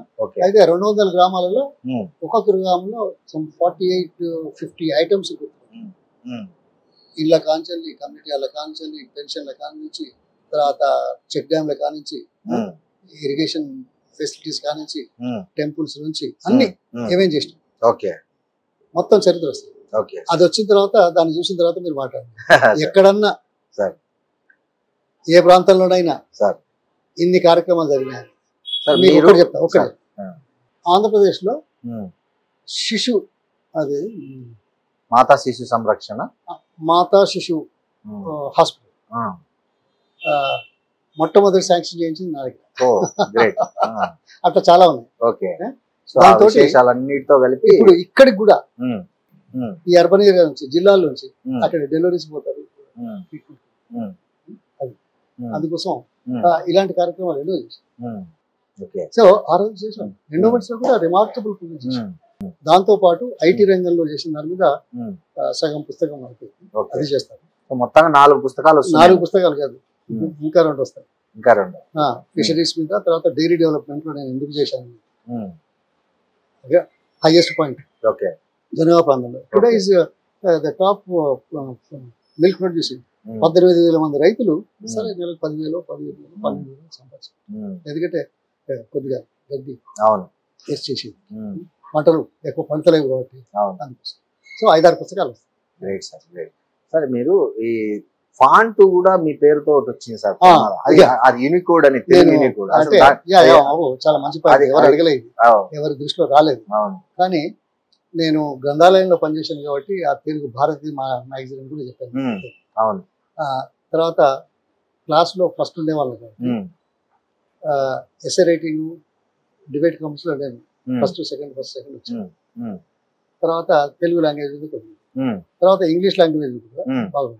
ఉమ్, మీకు చెప్పాలంటే ఉమ్, హై స్కూల్కి వెళ్ళిన తర్వాత ఉమ్, అక్కడ హిందూ పేపర్ రోజు పొద్దున చదివేది. ఉమ్. ఓకే. హిందూ పేపర్ ఉమ్, అది అర్థమైనా కాకుండా చదవడానికి ప్రయత్నించాను, ఉమ్, అది వేరు. ఉమ్, తర్వాత నా జీవితంలో ఉమ్, ఒథెల్లో సినిమా, ఉమ్, షేక్స్పియర్, ఉమ్, హై స్కూల్లో 9th Hmm. క్లాస్ లో ఉండగా ఉమ్, అప్పుడు మార్నింగ్ షోలో పెట్టింది ఉమ్, ఇంగ్లీష్ సినిమా. ఉమ్, నా జీవితంలో మొదటి సినిమా ఇంగ్లీష్ది ఒథెల్లో. ఉమ్. ఓకే. తర్వాత ఉమ్, నేను షేక్స్పియర్ ఇది చూసాను కాబట్టి బ్రౌన్ ఉమ్. కడపలో ఆ సివి లైబ్రరీ చూసిన బ్రౌన్ తర్వాత లైబ్రరీ. ఉమ్, తర్వాత లండన్ పోయినప్పుడు ఉమ్, ఆ, షేక్స్పియర్ ఇంట్లో తిరిగాను. ఉమ్, ఆయనది ఇప్పుడు అంతా మ్యూజియం లాగా పెట్టాను. ఉమ్, ఆ తర్వాత బ్రౌన్ సమాధి కూడా పోయాను. ఉమ్, సరే ఇంకేదో ఎక్కువ చెప్తున్నారు అనుకోవచ్చు. ఉమ్, ఈ తెలుగు మీద కూడా నాకు దృష్టి ఉన్నది కాబట్టి ఉమ్. అమెరికాలో సిలికన్ ఆంధ్ర అని ఒక ఆర్గనైజేషన్, అవును. ఉమ్, వాళ్ళు చాలా తెలుగు కార్యక్రమాలు చేస్తారు. ఉమ్, ఈ నాట్యం, సంగీతం ఉమ్, ఇవన్నీ నేర్పిస్తారు పిల్లలకి, ఉమ్, ఇంట్రెస్ట్ ఉన్న వాళ్ళకి. ఉమ్, ఇప్పుడు మెడికల్ కాలేజ్ కూడా పెట్టారు ఉమ్. ఈ మధ్య. ఓకే. అయితే తెలుగు లాంగ్వేజ్ మీద ఏమైంది అంటే ఉమ్, ఆ, చేయాలని చెప్పేసి ఉమ్, మేము ఆలోచించి ఉమ్, ఫాంట్స్, ఉమ్, తెలుగు స్క్రిప్ట్ రాయడానికి ఫాంట్స్ కావాలి. ఉమ్, నేను వచ్చి చేసే వరకు తెలుగులో ఫాంట్స్ ఏవి లేవు. ఉమ్. ఏ పేపర్లు వాళ్ళు ఏదో చేసి ఎవరు చేసుకుని వాళ్ళు సొంతంగా డిజైన్ చేసుకునేవాళ్ళు. డిజైన్ చేసుకుని వాళ్ళదే వాడుతున్నారు. ఉమ్, నేనేం చేశాను, గూగుల్లో ఉమ్, గూగుల్ ఒప్పుకోవాలి, గూగుల్ చేస్తాను ఉమ్, ఇది ఫాంట్స్ ఉమ్, అప్రూవ్ చేస్తాను. ఉమ్, అయితే దానికి రాష్ట్ర ప్రభుత్వం నుంచి ఉమ్, గూగుల్ సంస్థలో ఉమ్, దీనికోసం ఉమ్, మెంబర్లు అయ్యారు. ఉమ్, ఏ రాష్ట్ర ప్రభుత్వం ఏ దేశ ప్రభుత్వంలో మెంబర్ కాదు, ఉమ్, ప్రైవేట్ సంస్థలే ఉన్నాయి. ఉమ్, ఆంధ్రప్రదేశ్ రాష్ట్రాన్ని గూగుల్లో మెంబర్షిప్ చేయించి ఉమ్, దాంట్లో తెలుగు ఫాంట్స్ పెట్టాలనేది ప్రవేశపెట్టి ఉమ్, అప్రూవ్ చేయించి ఉమ్, మొదటిసారి 12 ఫాంట్లు తీశాం. ఉమ్, 12లో పొన్నాల ఫాంట్ అని నా పేరు మీద, ఉమ్, రవిప్రకాష్ కూడా సహకరించిండు, రవిప్రకాష్ కూడా ఫైనాన్స్ ఇచ్చిండు, ఉమ్, ఆయన పేరు మీద రెండోది. ఉమ్, మిగతా 10కి నన్నయ్య, తిక్కన, పోతన ఇవన్నీ పేర్లు పెట్టి 12 చేసిన. ఉమ్. ఇదిగో ఇది సరే గ్రేట్ సార్. ఇవాళ రెడీగా ఉంది. మీ లైఫ్లో సార్ ఇప్పటి వరకు మీ లైఫ్ అంతా ఒకసారి రివ్యూ చేసుకుంటే మీ లైఫ్లో ఏదైనా ఒకటి ఇది ఇట్లా జరగకపోతే బాగుండేమో అని ఏదన్నా ఒకటి ఉందా సార్? అట్లాంటి సిచ్యువేషన్ కానీ సందర్భం కానీ, లేదా ఇది మళ్ళీ రిపీట్ అయితే బాగుండేమో, అది హ్యాపీ కావచ్చు, సాడ్ కావచ్చు, అచీవ్మెంట్ కావచ్చు, ఏదైనా కావచ్చు, ఇన్సల్ట్ ఏదో కావచ్చు. జరిగిందని ఎప్పుడు బాధపడ్డా, ఉమ్, ఎందుకంటే I'm always on the positive side. Um, my concern commitment um, is communicated to everyone. Um, When the opportunity came, I tried to do it. ఉమ్, అంతే. ఉమ్, నాకెందుకు అయ్యో ఇది కాలేదు, ఉమ్. అయ్యో అది కాలేదు అని నాకు ఎప్పుడు ఆలోచన వాస్తవం. అవును. I'm always looking forward, looking అంటే um, satisfaction is the more important thing for human life. Okay. మన ఆలోచనలు మంచిగా ఉంటే చాలు. ఉమ్, మనం దాని గురించి వరి అయితే ఉంది, అవును. చేసి సాధించేదేం లేదు. అవును. సాధించడానికి చేసే ప్రక్రియలో సంతోషంగా ముందడిగి, ఉమ్, ఓ పని కాలేదనుకో అవును. ఆలస్యం అవుతుంది, అవును. అంటే మనం చేస్తాం. అవును. Failure is the first step for success. అవును. అందుకే చైనీస్ ఇది ఉన్నది, Proverb. For your 3000 mile journey your first step is more important. Yes. 1000 మైళ్ళ ప్రయాణమైన ఒక్క అడుగుతోనే ఇది ప్రారంభం. 1000 మైల్ కాదు, ఆయన 3000. 3000. అంటే చెప్తున్నా, దాన్ని ఎట్లా అన్వయించుకుంటే అవును. అది that kind of personality, that kind of my attitude అది చెప్పడం. ఈ మధ్య కొంతమంది పార్టీ అంతర్గత అంటే మీలాంటి వాళ్ళని ఎంత ఒకప్పుడు పార్టీకి బాగా బలంగా ఉన్నటువంటి లీడర్లని కొంతమందిని మళ్ళీ తిరిగి కాంగ్రెస్ తన సొంత గూటికి పిలుచుకునే కార్యక్రమం ఒకటి మొదలుపెట్టింది. అనేక రాష్ట్రాల్లో ఇప్పుడు అది చేస్తున్నారు. సో అట్లా అదే విధంగా తెలుగు రాష్ట్రాల్లో కూడా ఆ తరహా ఆపరేషన్ స్టార్ట్ అవబోతుంది. దాంట్లో మళ్ళీ పొన్నాల లక్ష్మయ్య గారిని కూడా వాళ్ళు కన్సల్ట్ అయ్యే అవకాశం ఉందంటున్నారు. ఒకవేళ నిజంగా అట్లాంటి అవకాశం వస్తే మీ డెసిషన్ ఎలా ఉంటుంది సార్? అవకాశం ఎందుకు వచ్చింది ఆలోచించడానికి? వస్తే కాదు ఇలా వస్తే బాగుంటుందనే ఆలోచన ఎందుకు వచ్చింది? ఆ అవకాశం ఇంతకుముందు చూడలేదు కాబట్టి, ఇప్పుడు అవసరం అనిపించింది కాబట్టి. అంటే నేను ఒకటే మాట చెప్తా, ఇక డీటెయిల్స్ బాగుండదు మనలో. శబ్ద కాలుష్యానికి నిశ్శబ్దమే ఏమనాలి, మందనాలా, చెంపదెబ్బ అనాలా, ఇంకేదన్నా సందర్భాన్ని బట్టి నాకు తెలియదు. తెలియక అడిగిన మందనాలనా, చెంపదెబ్బ అనాలా, ఇంకేదన్నా అనాలా అని కూడా అన్నా. అది మీకు అర్థమైంది. అదేవిధంగా పొన్నాల పిలి కాదు, పుల్లు అంటాడు, అవసరమైతే గర్జిస్తాడు. అంతే, ఇక ఇదే సమాధానం. అంతే. I don't want to talk anything. నేను నా కోసం, ఈగో కోసం, ప్రతిష్ట కోసం రాజకీయాలు, అందుకోసం రాజకీయాలకు ఎందుకు రావాలనిపించిందో, అవసరం ఇచ్చినప్పుడు ఏం చేశామో, ఆ అవసరాలు ఎప్పుడు ఏర్పడ్డా ప్రజల కోసం, ప్రాంతం కోసం, అభివృద్ధి కోసం, సంక్షేమం కోసం చేయడానికి సిద్ధంగా ఉన్నవాడు కాబట్టి ఎప్పుడు భవిష్యత్ కార్యాచరణ ఏంటి సార్? అంటే భవిష్యత్తు స్పందిస్తున్నాం. నా సోషల్ మీడియా ఉంది, పార్టీలో పిలుస్తారు, కలుస్తాము, మాట్లాడతాము. ఓకే. నా అవసరాన్ని బట్టి, ఆ పరిస్థితుల అవసరాలను బట్టి ఎవరు ఏ విధంగా వాడుకున్నా నాకు అభ్యంతరం. మీ పిల్లలు సార్? పిల్లలు ఇద్దరు అమెరికాలో చదువుకున్నారు. ఓకే. చిన్నవాడు మళ్ళీ అమెరికా వెళ్ళిపోయాడు, పెద్దవాడు ఇక్కడే నా వ్యాపారం చూస్తుంటాడు. మిగతా కార్యక్రమం వాళ్ళని ఏమన్నా భవిష్యత్తులో రాజకీయాల్లోకి దింపే ఆలోచన కానీ? పిల్లలకు ఇష్టం లేదు, కానీ మా కోడలకు ఉండే. ఓకే. ఆమెకు 2008లో వచ్చి టికెట్ తీసుకుంది. తర్వాత 2009లో డీలిమిటేషన్లో కాన్స్టిట్యున్సీ లేకుండా అయిపోయింది కాబట్టి ఆమెకు అవకాశం. 2014 ఇద్దామంటే హైకమాండ్ ఒప్పుకోలేదు. తర్వాత వాళ్ళు ఎందుకనో అమెరికా వెళ్ళిపోయారు. ఓకే. థ్యాంక్ యూ సార్, మీ విలువైన అభిప్రాయాలను, అనుభవాలను మాతో పంచుకున్నారు. Thank you very much. And for more videos, please subscribe to iDream. Please subscribe to iDream. Please subscribe iDream. And please subscribe to iDream. For more videos, subscribe to iDream. please like, share and subscribe to the channel. Congratulations, iDream. Subscribe to iDream. Subscribe to iDream. So subscribe to iDream Media. iDream ki iDream team andarki huge congratulations. Please subscribe iDream Media. Please subscribe to iDream. Subscribe iDream. Please subscribe to iDream. iDream అంటే నా కళల ఛానల్ను subscribe చేసుకున్నారు, నోరు తిరుగుతలేదు. మీరైతే గంట గుర్తు కొట్టండి. For more such videos, please subscribe to iDream. Subscribe to iDream. Please subscribe to iDream. Please subscribe iDream Media. Please do subscribe to iDream. Please subscribe to iDream Media. For best entertainment and information, please subscribe iDream. And don't forget to subscribe to iDream.